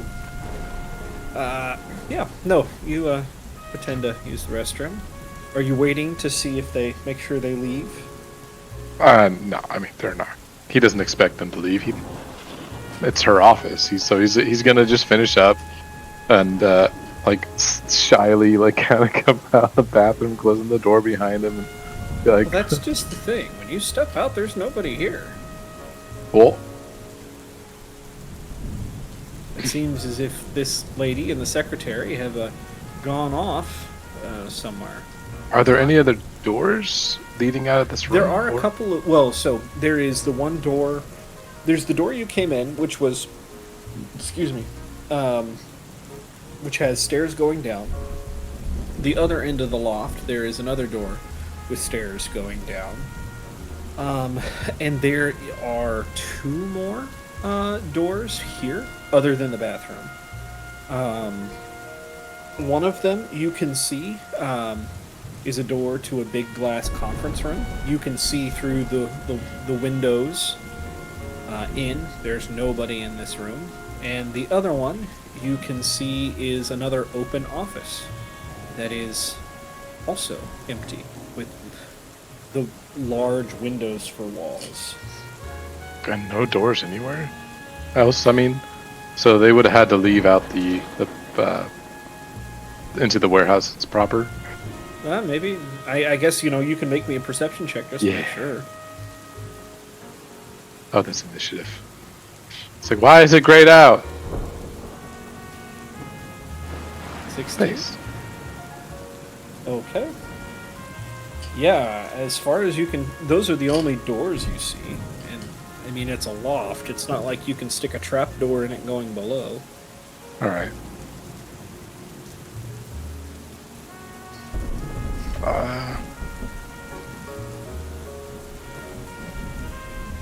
He's gonna try to just do a quick glance at the desk just to see if there's anything regarding any recent thefts or anything with Sea Elf information on it. Sure. So you step into the office, into the big glass office. Oh, the loft. I thought they were sitting in the loft. They were in the office. Okay. Well, sorry. So this is a big old loft, right? And in this loft, there is more or less kind of a bullpen, excuse me, or a pit, really, with a bunch of cubicles. Those are all empty. The door to the bathroom, that there's no windows that you can see into the bathroom. Right. Yeah. But there is a conference room and an office. But both of those have glass walls to where you can see in. Ooh. And both of those are empty. But glass walls. Like, sorry, glass walls looking over the warehouse, or glass walls from this room looking in? Glass walls from this room. So. Oh, okay. if you I was step thinking. into the, yeah. I could MS paint it maybe real fast for you. No, it's fine. I just want to make sure there was no, like, I thought it was like glass walls that they could look in from into the office from the floor below. Like, oh, what's he doing? No. But no. okay. So you got. Yeah, I'll do a quick rectangle. glance. I'm gonna look up the loft and just make sure there's no one around, like coming this way. So you take a quick look down. Yeah, yeah. Right. So you have. Yep. I'm doing this. So. I was trying to, but the game was paused. Oh, the war is paused. Okay. The war is paused in Bossing Say. And the floor is that way. Yeah, so I'll like. But yeah, you do a quick look down. You do see people milling about on the ground floor, but you don't see anybody on the stairs. Do I see those two people? The secretary and the lady, No, they're not on the stairs. or on the floor below? Okay. No. Then I'll do a quick check. Where like we're talking like he's gonna run in, just kind of look over, not gonna move anything, but just kind of look over the top of the desk, just to see if there's anything. Okay. You step over. Go ahead and make me a perception check. Or actually, I can carry over your perception check. You're good. Okay. So the 16. So you look over this desk, and you see a couple of different documents on the table. One of them is this clipboard with some information. You recognize it as the clipboard that the lady in roses was holding along, looking at it with her secretary. This is an earnings report, or maybe you should say a lack of earnings report. Because somebody, long story short, just a quick cursory glance at the numbers, most purchases have been down year over year. So people are not buying as many luxury goods as they used to. Oh. Second, there is a written, let's see,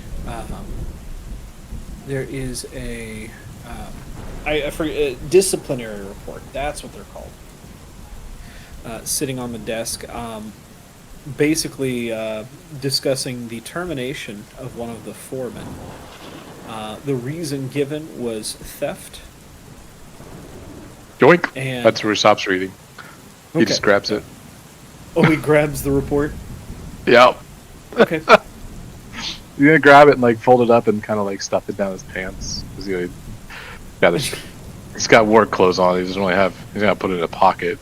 Oh, you have your regular clothes on. It looks like you're wearing your, work clothes. Yeah, but it you're just has a good hiding spot. And he's gonna like make his way out of the room swiftly, Okay.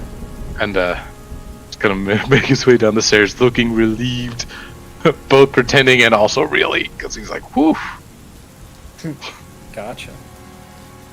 Well, you make it out just fine. There is no one there to stop you. Every now and again, you do find opportunities to be helpful on your way out. And you walk out with shift change. Where are you headed? Back home? Yeah, it's making the note. Report: Okay. Foreman fired for theft and more. Read later to find out. Okay. Wow. Yeah, so he's gonna make his way out of the, I guess, the whole corridor area to where we first separated, Okay. and shift back and just kind of like wait. Shifting back where? Sorry, I'm deleting these. Back where we first separated outside the quarter. Oh, okay. To make Gotcha. a way in. Well, now that we're back to there, let's see here. Back to Deirdre. What was your question again, Deirdre? So, I've never actually met one of those sea elves before, but they look made of seagrass or something. What do they look like? This one that came in. Well, the first thing that you'll notice when they walk in is their commanding presence. These dark, piercing eyes that seem to freeze a room in its place whenever they step in. Second, their clothes are so different. It was this delicate white dress that almost looked like it was made out of shimmering scales. Beautiful the way she walked in. And then last, you'll notice their hair. Most of the sea elves I've met, their hair is completely different. It looks like the texture should be... I don't know, it's not... It almost looks like the way... how do I put this? The way smoke flows in water. This beautiful gray smoky hair. It was beautiful. And then, of course... Go. Anything else, like... right now you're just making it sound like one of them's... what are they called? The shadow people. The shadow people? What? I'm sorry. You've never heard of them. Kin from the plane of shadows. They got the like, and he reaches up and makes like your hair's supposed to be wavy and smoky. You misunderstand me. So those. Have you ever seen hair floating underwater? Especially. How do I put it? It was just beautiful rings and curls in this almost smoky pale gray. Gorgeous. They all got hair like that. No, just this one.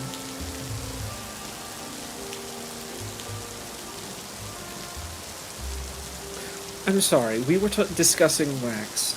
So, have you come to a decision? Were you thinking the beeswax and apricot, or were you thinking maybe a deeper cherry? Then he walks over and looks at them, maybe even gives them the slightest of sniffs. Smell like Hey. beeswax. The Reaching. cherry is scented, the apricot is unscented. Reaching up and scratching at the mustache of his vibrant mustache beard combo. Gonna come back at a later date. I think I might have to do a wee snooping around and see what will fit best with things. Anytime, sir. Dips his head low. Remember, And if you ever need a proper pizza, Deirdre Gilded delivers. okay, as you leave, she probably will just stick with her a second. She'll mutter, I still have no idea what a pizza is. Where are you headed? To the meetup spot. Okay, In my You Sunday guys- dwarven best. you guys arrive at roughly the same time. So, what did you find? Who are you? Oh, wait. You should What? probably have shit back. I don't know. Think I could get used to this. Reaching up and pulling up the beard, this like long, luxurious beard in multiple heavy braids, thick with trinkets and like gray holders to keep it all in place and kind of flaps it up and down. How long do you think it takes for them to get a beard like this? Couple of years? I don't know. I think I could get a beard like this. I turn into Oren and go, nah, I think not. Stroking his own chin and then transform. Damn. And then- Cool. Cool. Reaches into his pocket, pulls out a little book. No, I've heard dwarves do this. Maybe I should as well. Starts writing. But then, like, turns back into normal, giving him a very pouty look.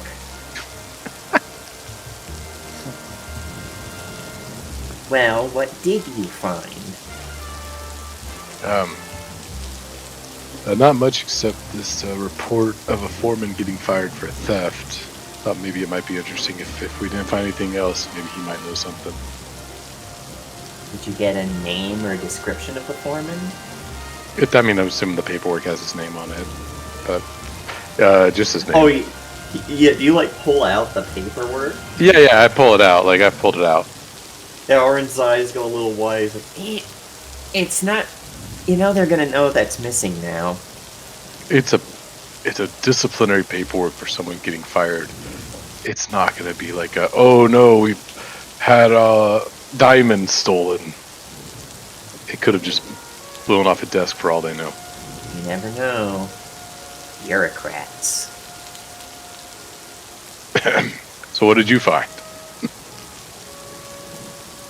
Not only do they sell wax at that particular haberdasher, but they had a sea elf come in the other day with smoky gray hair that looks like it's still underwater.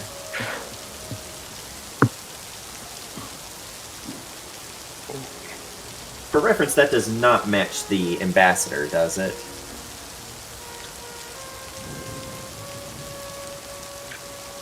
Uh-oh.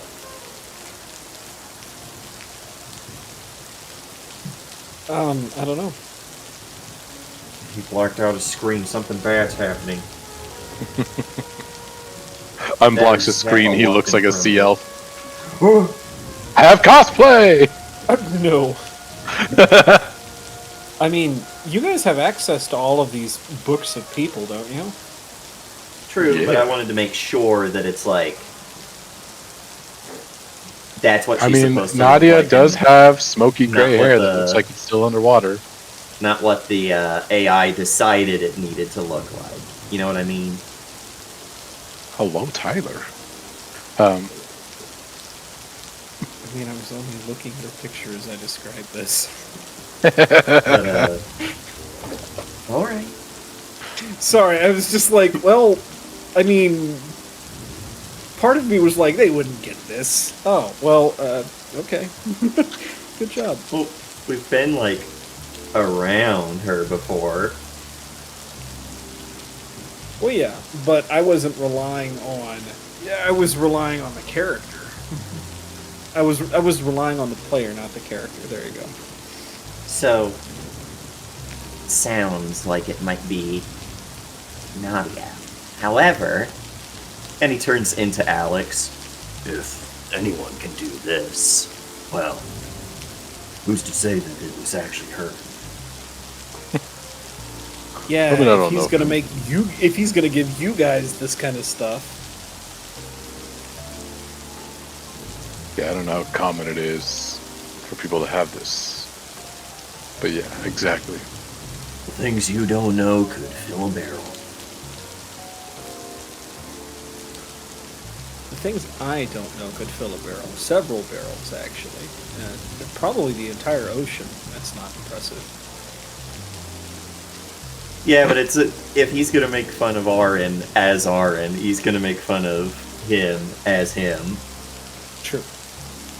Only for the best. So, what now? Oh, did you want me to go over the paper? I'm sorry. I Or mean, were it you depends on saving if that for Orange another reading day? it. No. I mean, if you want some time to prepare it, unless Like- you already know. No, I what can Orange's it's tell not you gonna what it read says it in right general now. terms. Oh yeah, we can do that then real quick. Yeah, I was gonna say you don't. See ya.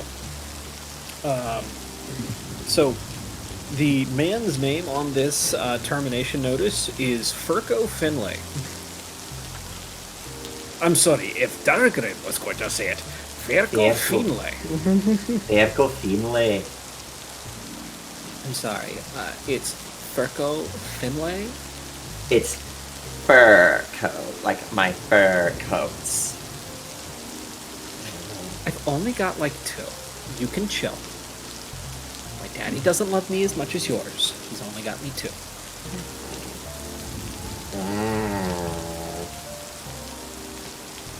One's mink, the other's tiger, but you know. Like that? Like what? Put it in the chat.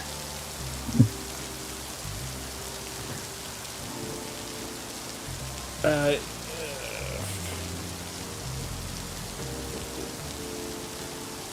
that. Fur. But other than that, yeah, it's yeah, he has been fired. Yes, fired for theft. The descriptor, basically from his boss, comes into look. What is it? An entire pound of crown wax went missing, and he is boss. It went missing on his shift. It's his responsibility to pay for it. Him paying for it would be easily 6 months worth of his salary, if not Yeah. more. So we're just gonna do him a favor and fire him instead. Juicy. Need anything else? Guess we're gonna hunt. I mean, track down someone. No, right now it's just a couple of Alexes reading a note. No, I shift into Orin, and so next time we play, if hopefully maybe Computer King makes it, we can confuse him by me trying to be you and you trying to be me. He's like, what the hell is going on? And boy, am I glad that he's me and you're me and I'm him. And I just remembered, where's the caveman? But if we're in here and he's out there, where's the caveman? But, So, I guess we go around and look for this Furco fellow.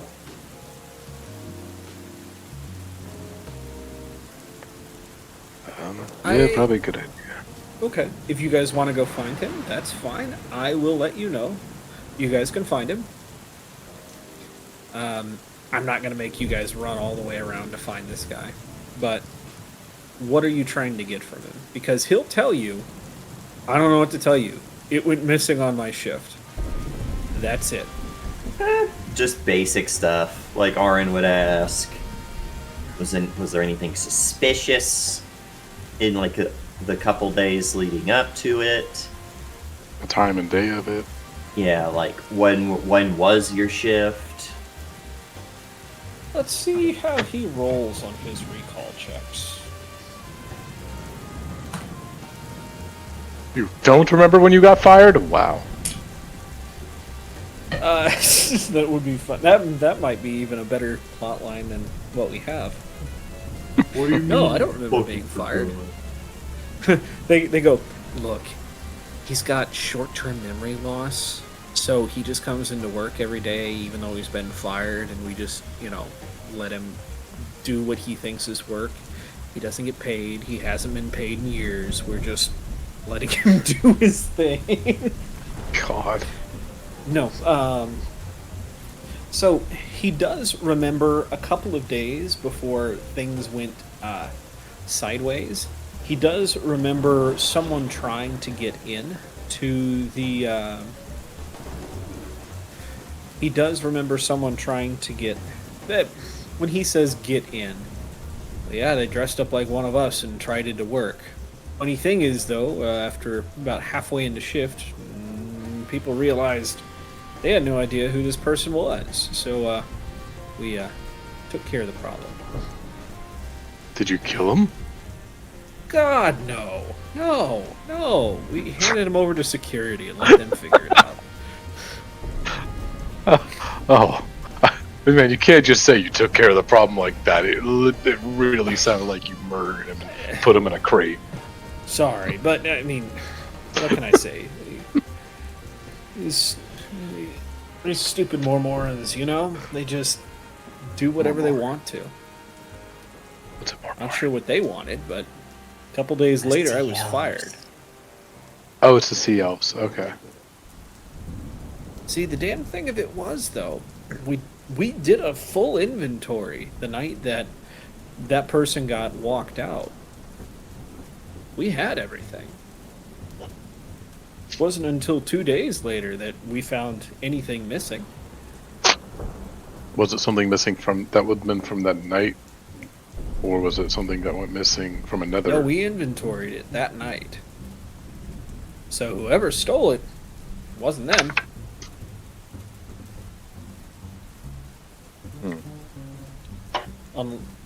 Nods along. I don't know. I guess they could have come back. I don't know what security did with them, but Do Hey. you have the? Did you see them? Do you have a description of this Memoran? well, I mean, Sea Elf. What do you expect? You know? Damn. Wow. What? I'm like, Wow! Wow! Wow! Wow! What? They got the pointy ears. They got the gills. I mean, That did like hair, skin color, things that would have them stand out compared to other sea elves. never saw a hair. They had a hat on. It could have been tucked into there. Did have the kind of the creepy piercing stare, though. You know, like you're looking in the eyes of a doll and not a person. You know, that kind of look. Or maybe it's just guys, like a doll's eyes. I wasn't intending to make that comparison. Which is, I mean, that is funny because that's a Jaws. Yeah. I swear to So- God, Gunner, if these are those like fucking shape-shifting things again that we Ooh, encountered. it's actually the Algathu. Ooh. Yeah, that took over like that. Faceless Pretended, stalkers. we all had to point at each other like it's you, in a big We circle. had, was it two Purvises or was it two Polvaris? Yeah, it was two Urvis, and then we were like, wait, the real Urvis is a paladin. Yeah. Use your We were all- powers. yeah, use your paladin powers. And then real Purvis went, bet, and used the smite evil on the evil aligned creature pretending to be her. Jesus.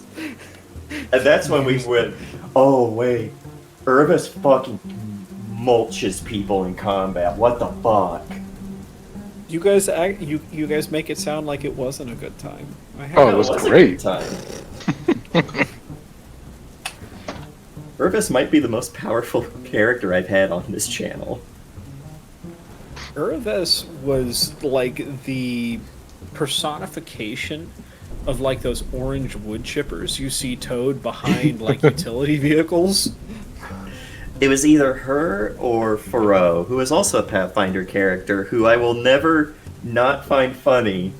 He took damage once in that campaign from a kobold sniper, and then reaction shot went, you made me bleed my own blood, crit this fucker for like 90 plus damage, Jesus. and it was just a little kobold. I'm just a little kobold. He's just a little goblin. That kobold was like, not even atoms remained. the time. He got fucking jibbed. Like, he was just like a small-sized goblin, got hit by this, and then, like, human-sized FPS jibs just exploded out from him. How much energy do you think you could create by splitting every atom in the human body? How many atoms in a human body? But they're all different atoms, you know? Each one's got a different Wanna see level a of energy supernova? release. Well, 7 times 10 to the 27th power, so 7 billion atoms. yeah. But they All right. also would not be the most devastating because they're not dense elements. Well, 99% of the human body's atoms are hydrogen, oxygen, and carbon. Oh, actually, splitting a hydrogen atom. I mean. Oh yeah, that's- hydrogen bombs. Yeah, that's. Yeah.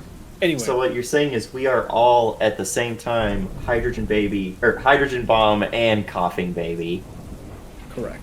Hydrogen baby and coughing bomb. All right. What else? So, I'm gonna say about this time of day, it is, evening. You guys have time for one more activity. What are you guys doing?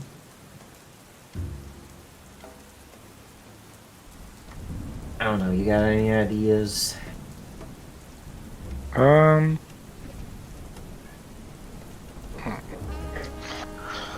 I disguise myself as Furco Finley and go vandalize a cart. No, I'm just kidding. Would not put it past you. No, would not put it past you. He didn't do anything to antagonize me. Sometimes they don't have to. No, sometimes they have to have antagonized me even if it's only in my own mind. Even if it's only in my sick, twisted mind. So we have the wax. I'm gonna like turn my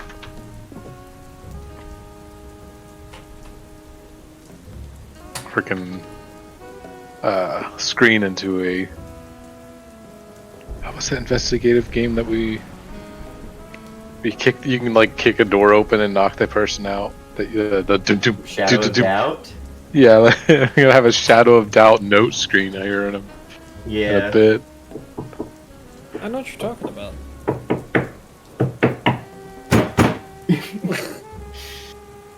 Someone is coming to answer the door. They open the door, you immediately close it, and then charge through, knocking them unconscious. And then you handcuff them, and then you search the room. No, I don't know if they're the suspect or not. Plus, if you handcuff someone, they immediately wake up. I want them out cold so I can steal their shit first, and then investigate. Oh, but don't they wake up after a little bit? Yeah, but I also always get the perk to where people stay knocked out longer if I knock them out. And sometimes I'll carry around like a weapon specifically to keep knocking them out whenever they wake up, which is fucking horrific to think about. Waking up, you just got knocked unconscious because someone bowled through your door at like Mach speed. They knocked you out completely. You've already probably have brain damage because you were knocked unconscious. You start crawling up to your knees, and you hear footsteps sprinting behind you. Look over the corner. Guy with a fucking golf club smacks you upside the head, and he keeps doing it every time you wake up. Never enough to kill you. God. All right. So, what's the plan? What is... Well, we got this. So... I guess we could try and... I don't know if that's a thing. If we talk to, Acheron and see if he's been handing out the disguise kits, or, Ooh, true. like, be worth asking to try and solve if this is actually Nadia doing this, or if someone is impersonating her. And there are other ways other than Acheron's disguise kits, but he would probably know how likely that stuff is, since he's got some sussy-wussy things going on. Okay. Well, you guys managed to catch Acheron at a slow time. You guys enter and the two returning heroes. It's good to see you both. I assume we're still on for our plan. It's coming up sooner than we think. Speaking of things that might be coming up, do you hand out these fancy little disguise kits often? I think I've used the entire stock of moonstone I have to make those. I have my personal reserve, of course, but no one touches that. Have you Not- looked not at it Why? recently? I'm sorry? Have you looked at your stock recently and made sure nothing's missing? Of course, every night. I would look at it. I would look for it now. Unfortunately, even I have boundaries. What would be a common location to find moonstone? The moon? Nowhere. Well, they are in meteorite impact. Move Zappa. He's trying to eat things because he's bored again. Yes, the short answer, the moon. The long answer is, every now and again, somebody stumbles across a deposit of moonstone that was put here by an asteroid falling from the sky. There is a small mining town far to the north of here that... Hey.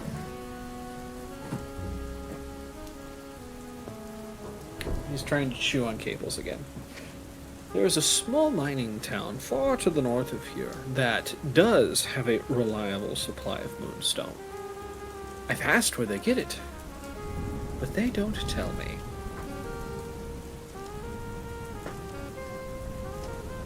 Does that answer your question? Yeah. I guess what we're asking is, how likely is it that someone else could be running around turning into other people? Well, I mean, my inventions aren't the only thing that would let you turn into someone else. There are plenty. After all, I mean, all I did was imbue it with a spell, well, with a rune that already existed. You could use inferior materials. Now, the time duration of these would be an awful lot shorter and would require a highly skilled magic user. Zappa, come on now. A highly skilled magic user to pull it off, but it could be done. Or, if you're that high level of a magic user, you could just cast Disguise Self on yourself. Oh, it's a spell. Of course. So that doesn't narrow it down. Right. Why are you asking? We believe that someone could potentially be impersonating the Memoran ambassador in order to, well, be involved with the recent plots. It's always possible. Most people have seen her at least once. What with her exciting debut speech, you know, the assassination attempt that you all foiled. By the way, Yeah. did you ever find out who did that? Shit. No, as far as I know, they got away. And one Urves of House Everward is Zappa. Perfect. Seems to understand that the three of you and I have a working relationship. I haven't... Well, she's the right hand of Sinel Dateloff, so of course she would know. But she seems to be curious if there are any updates on her brother. Brother. Volk? Correct. If I tell you the updates, I'm not sure if you should tell her because we don't want her overreacting. Well, she definitely doesn't seem like a person who would overreact, so Yeah, I'll but make her sure to keep her quiet. Keep it her quiet. brother is, only going to Sentinel Isle. I'm sorry, what? Yeah, Probably should have told No, no, him no. not to overreact. that was implied.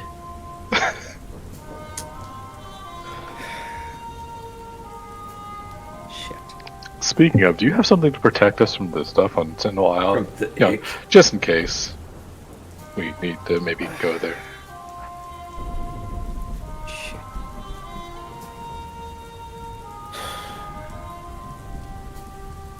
All right. So, why? First, how do you know this? Why? And secondly, why? I recently translated a note that I believe Volk left behind. It said something that the answers that he's looking for, possibly even a cure, is hidden somewhere underneath the lighthouse on Sentinel Island. I don't think it maybe it bears repeating, just for Mr. Wildgrasp's sake. You were not here to see what entropy did to people. However, your friend here, as I understand it, has. Entropy is one of... it eats magic like a sponge. That's just the problem with it. Why everyone was so caught off guard. There is no magical cure or protection for entropy because it feeds on that magic. And that must be why it wasn't as bad. We called it the mage rot, but there were so few mages out around us that, never really bothered most people. Those who got sick just left the village. And for the non-magically inclined, it was survivable. If you consider a 50% mortality rate survivable. But Volk is a magic user. Don't let him dissuade you. That entire family line is... He thinks there's a cure for it. But why go searching for a cure if there is no sickness? Something about what the Pendletons are doing. The Pendletons? Is this where he got this information from? Exactly. You didn't hear this from me. But all of the major houses are involved in this conspiracy in some way or another. Shit. Well, I suppose this was going to happen sooner or later. After all, do you remember how I discussed that there was a route through the Underbay that we could use to get into the vault? Yeah. Well, recently, my way into the Underbay was compromised. We can't use that route. The only other route into the Underbay I know of is on Sentinel Isle. You see, one of the estates there, as has been told to me by an old eyewitness who passed away shortly after I met with him, told me that the ground rose up and swallowed one of the estates on Sentinel Isle during the cataclysm that was entropy. Have you ever seen a map of the Underbay? No. No. This goes back to, 60, 80, almost 90 years ago, when it comes to that battle that was fought by the Old King. You see, Saint Lucidius was one of his party members, and the last time I've ever seen the gods touch this earth, time long outside of living memory for most, Saint Lucidius called down hell upon the enemy forces. A hurricane right before our eyes. But it did something else. You see, practically the entirety of the bay here is hollow underneath. Giant cavern rests underneath our very feet. That's the underbay. So when this storm was called, it opened up a hole. Really? Yeah. Opened up a hole straight into the underbay, dumping the, as we thought, old dead King Jarek, who's not quite so dead, and although he is very old, straight into the underbay, along with his vessel and most the rest of his fleet.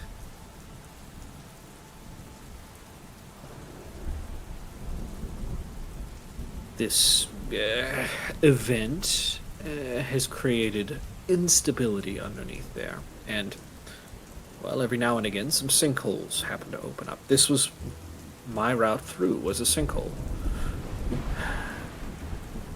This one on Sentinel Isle, my guess, goes straight down to the underbay, just the same.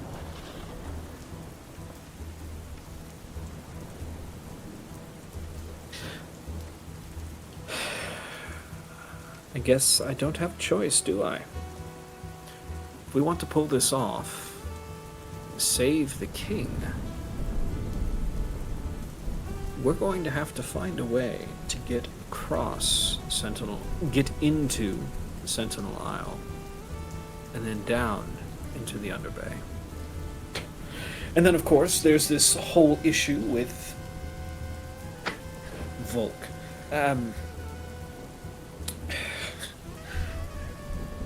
You said that this information came from the Pendletons, correct? Yes. Came out of a... Correct me if I'm wrong. Came out of a page from a book of sending Pendletons had. And they believe that there is something that could lead to a cure on Sentinel Isle? At least that's what it says. Whether or not it actually could is another matter entirely. Well, that's probably why they haven't made their move yet. And you do remember that Volk did not decode the whole message. No, yeah, it's true. Besides, yeah, go ahead. Volk didn't decode the whole message. How much did he decode? A little over half. Enough to know the something involving a cure. Don't tell me he believes that there's actually a cure on that island. Okay. Think with me a moment. The Pendletons are looking into a cure. We've established this, correct? For entropy. Yeah.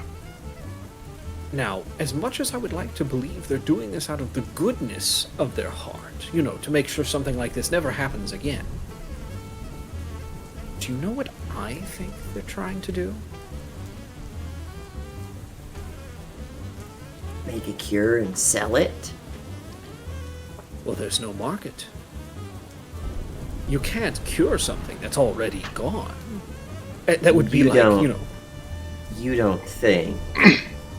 I don't think they're evil enough to reintroduce entropy and then tuck it away. Far too many people would die. And then, by the way, if the crown really wanted it, they would just knock on the door and take it. No, I think they're after something else. Master Cooper, you understand how estate law works here, yes? Cooper does, I don't. So, Yes. So, Cooper would remember that owning an estate is the legal act of owning a vote in Parliament. Consider it like a deed or a title. If you own the estate, you own the vote. Okay. Now, currently, there are 3.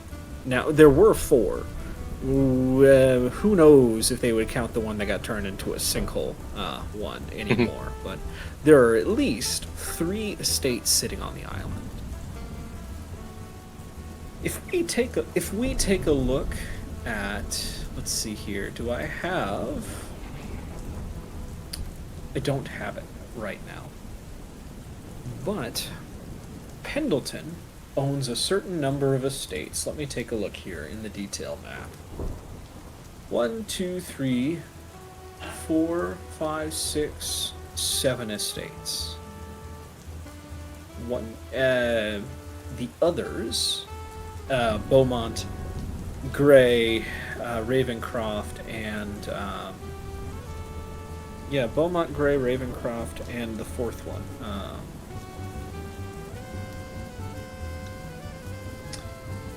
Beaumont, Ravencroft. Gray. Great. Nope. Sorry, it's just those 3. That's my bad. Those 3. Let's see here. 1, 2, 3, 4, 5, 6, 7, 8, 9. Each of the 3 major houses each own 9.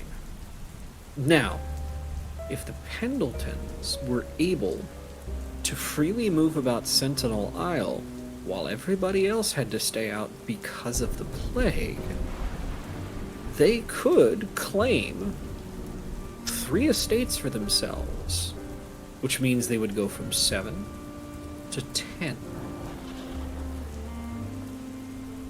Meaning they have more votes by themselves than any other major house individually.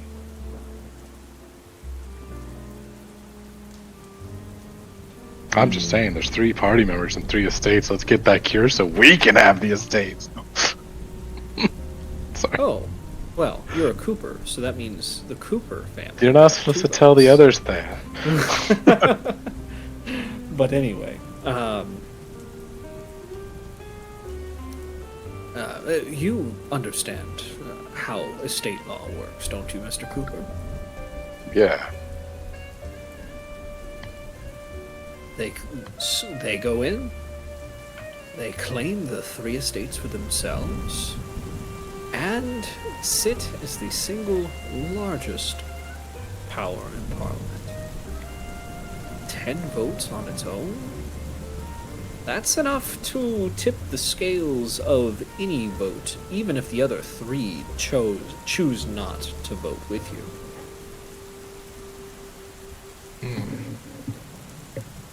Hell, 10 we should votes get is on enough to veto any act that attempts to go through. Anyways, go ahead. No, he was just like, yeah, we should stop that from happening. Like you said, it's... But what does... They think there's a cure there, but they haven't jumped on it. They think there's... They think there's a potential for a cure, correct? From the sounds of it, yeah. But it might be dangerous or difficult to get. And Volk has decided to go in and take it for himself? And by the way, there was something else in that journal of his, too. Yes.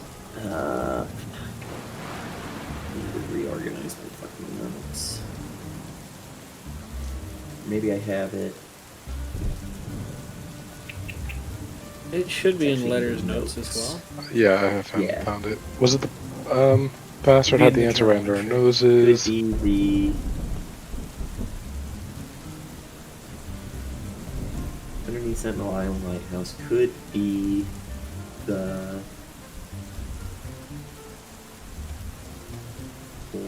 Here we see. He said, "I will show the Bay just what they've been hiding from us." So he thinks something else is hidden down there. Or maybe this cure's been there so long, but they just let it go through. Or the Or it disease was man-made. Or it could be an entire other reason completely separate from all of this. I guess we just don't know yet, do we? Yeah, so we're gonna need some kind of protection so we can get down there.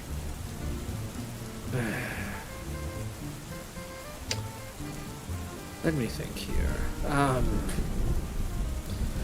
There were rudimentary protections developed for in the very beginning of Entropy, before everything just shut down. Healers would use it to attempt to limit the exposure. Perhaps I can find someone to make something similar, maybe better. After all, we understand that it's an airborne virus. Well,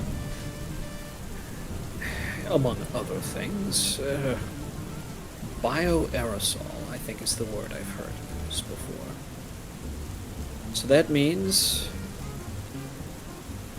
any of the victims on that island, any damage from them poses a risk of infection. Any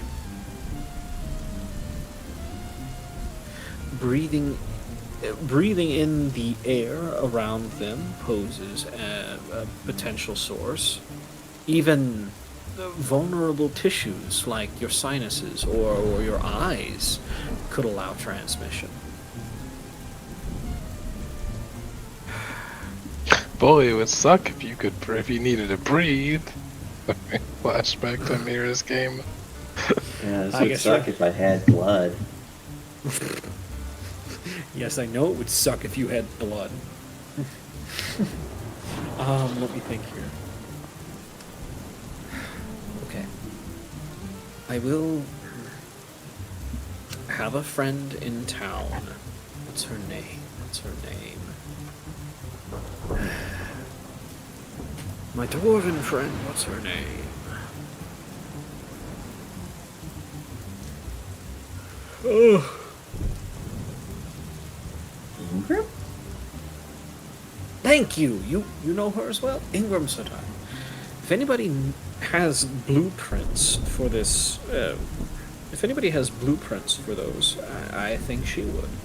I will get with her tonight. I will have something for you in the morning. I Hope you guarantee enjoy it. listening to her talk. Oh, believe me, Ingram and I go way back. Where do you think I get my stories from? I wasn't there. I wasn't there when St. Lascivious parted the skies to let in, astral rain. Not old enough for that. I don't She know, I've seen was. more surprising things in this city. What, you mean that 150-ish-year-old king has a son that's 12? Yeah, Because that's the first thing part I of would it. be questioning. People around here take that far too casually. I'm surprised. Look, outside Yeah. of dwarven plumbing, I haven't seen anything last that long. No, there's some people I can think of who are way too invested in the lives of the beyond elderly. Cutting side glance at Alex. Are we talking an octogenarian? What would be 15? Deca, I don't know what 11 is, or 12, or I don't know anything after 10, sorry. Well, that'd be the thing. Like That's the an joke. octogenarian. That's the thing that immediately says is Too well, old it'd be a generian. Oh, oh. Cooper, are you? I didn't think. No. I'm not. None of my business. Anyways, I will have something for you tomorrow. After. There has to be something. All right. I may have an idea. Yes, shit. Maybe I will be breaking into my private reserves after all, Mr. Wieldgrasp. oh. Alright, I will see you both tomorrow. And he turns and he turns and immediately starts pulling things out from behind his counter. So, I think if you guys are alright with that, we'll end it here. And it sounds like you guys will be getting some gear to go scuba diving. I mean, entropy diving. Sounds like it. Entropy. Alrighty. Unless we Yay! try to keep investigating the rest of this stuff. That's true. You do have time to do that. Yeah, I have currently. Which note? There it is. We still need to look at the firearms, find out where the poison came from, follow where the money comes from, find out where the ink, the paper, and the samples, how they were all obtained, and by whom. Yep. Alrighty. Now, let's start sign-offs with, on. Hi ho, friendolas. My name is Ron Others, and I got me here today playing Iron Wheeled Grasp, who also got to be Dagger and Gilded, have the greatest of dwarven inventors. Always fun to crack out a legacy character without having to really crack out the legacy character, and God, I love Dagrin. It's a lot of fun. You can also catch me here on Saturdays, every other Saturday, so not this Saturday, but next Saturday, in Tales of Lazarkin, where I play Arthur Tiller, the ranger, who gets to roll like 600 survival checks a game. Boy, 3.5 loves to make people roll. You can also catch me in every other Tuesday, which will be this upcoming Tuesday, where I run Era Indomitus Quintus Superior, a Warhammer 40k Dark Heresy game where they are now within Big Gun. Imagine a gun, but each of its barrels is bigger than the Empire State Building, and it's meant for shooting at even bigger fuck-off cathedrals in space, because this is the setting where Hulk Hogan, covered in Mazda trucks for armor, fights Satan inside a cathedral, and the cathedral is a spaceship. Yeah. Several Satans at the same time. And also that cathedral spaceship is also probably a big robot. Did you know Slanesh is a Disney princess now? Not yet. I don't think they bought them out yet. But when they do, Slanesh will be the Disney princess. No, that but will be I my queen. believe that there is an IP.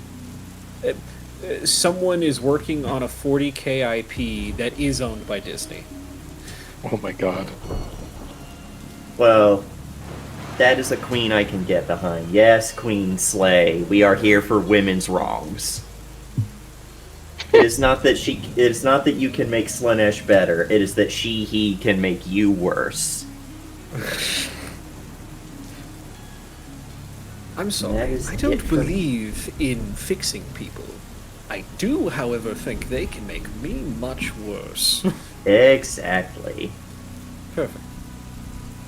And last but certainly not least, go ahead, Alex. It's your boys. That's Fancy 699999. Copy playing Alex, who disguised as pretty much himself, just looking different.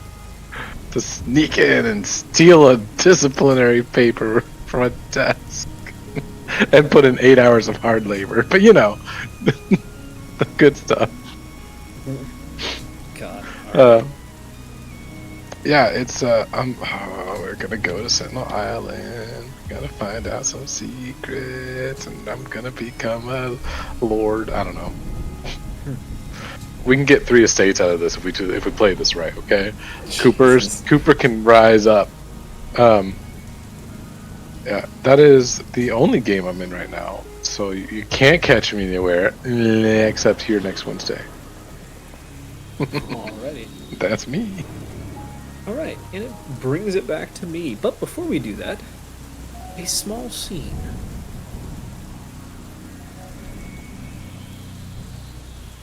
We watch Alex step out of the office in the loft in the depot.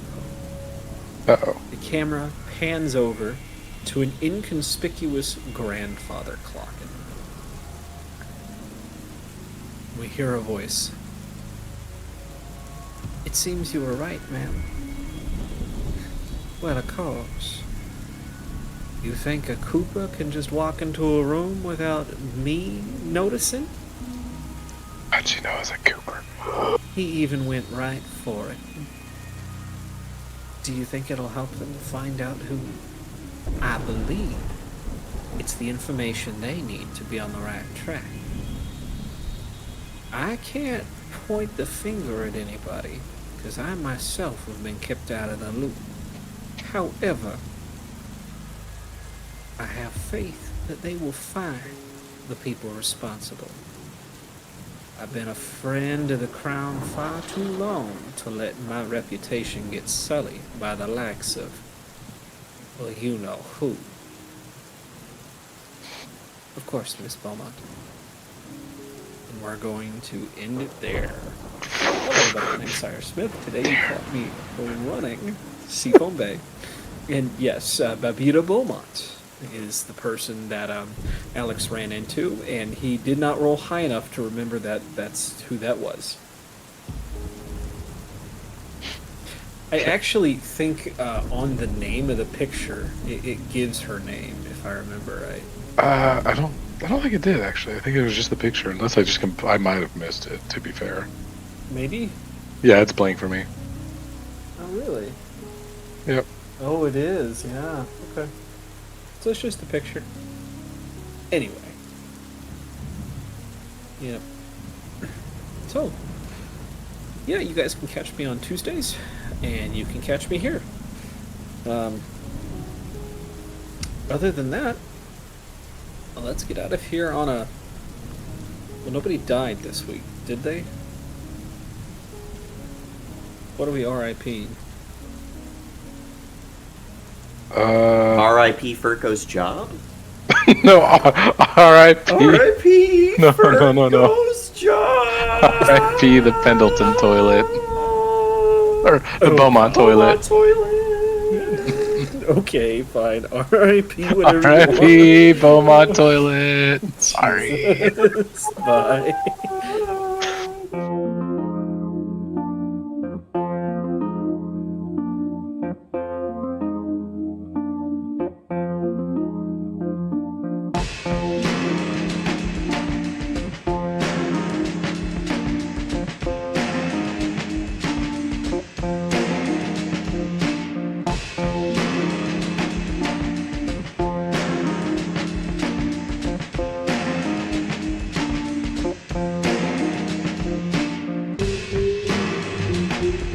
Thank you.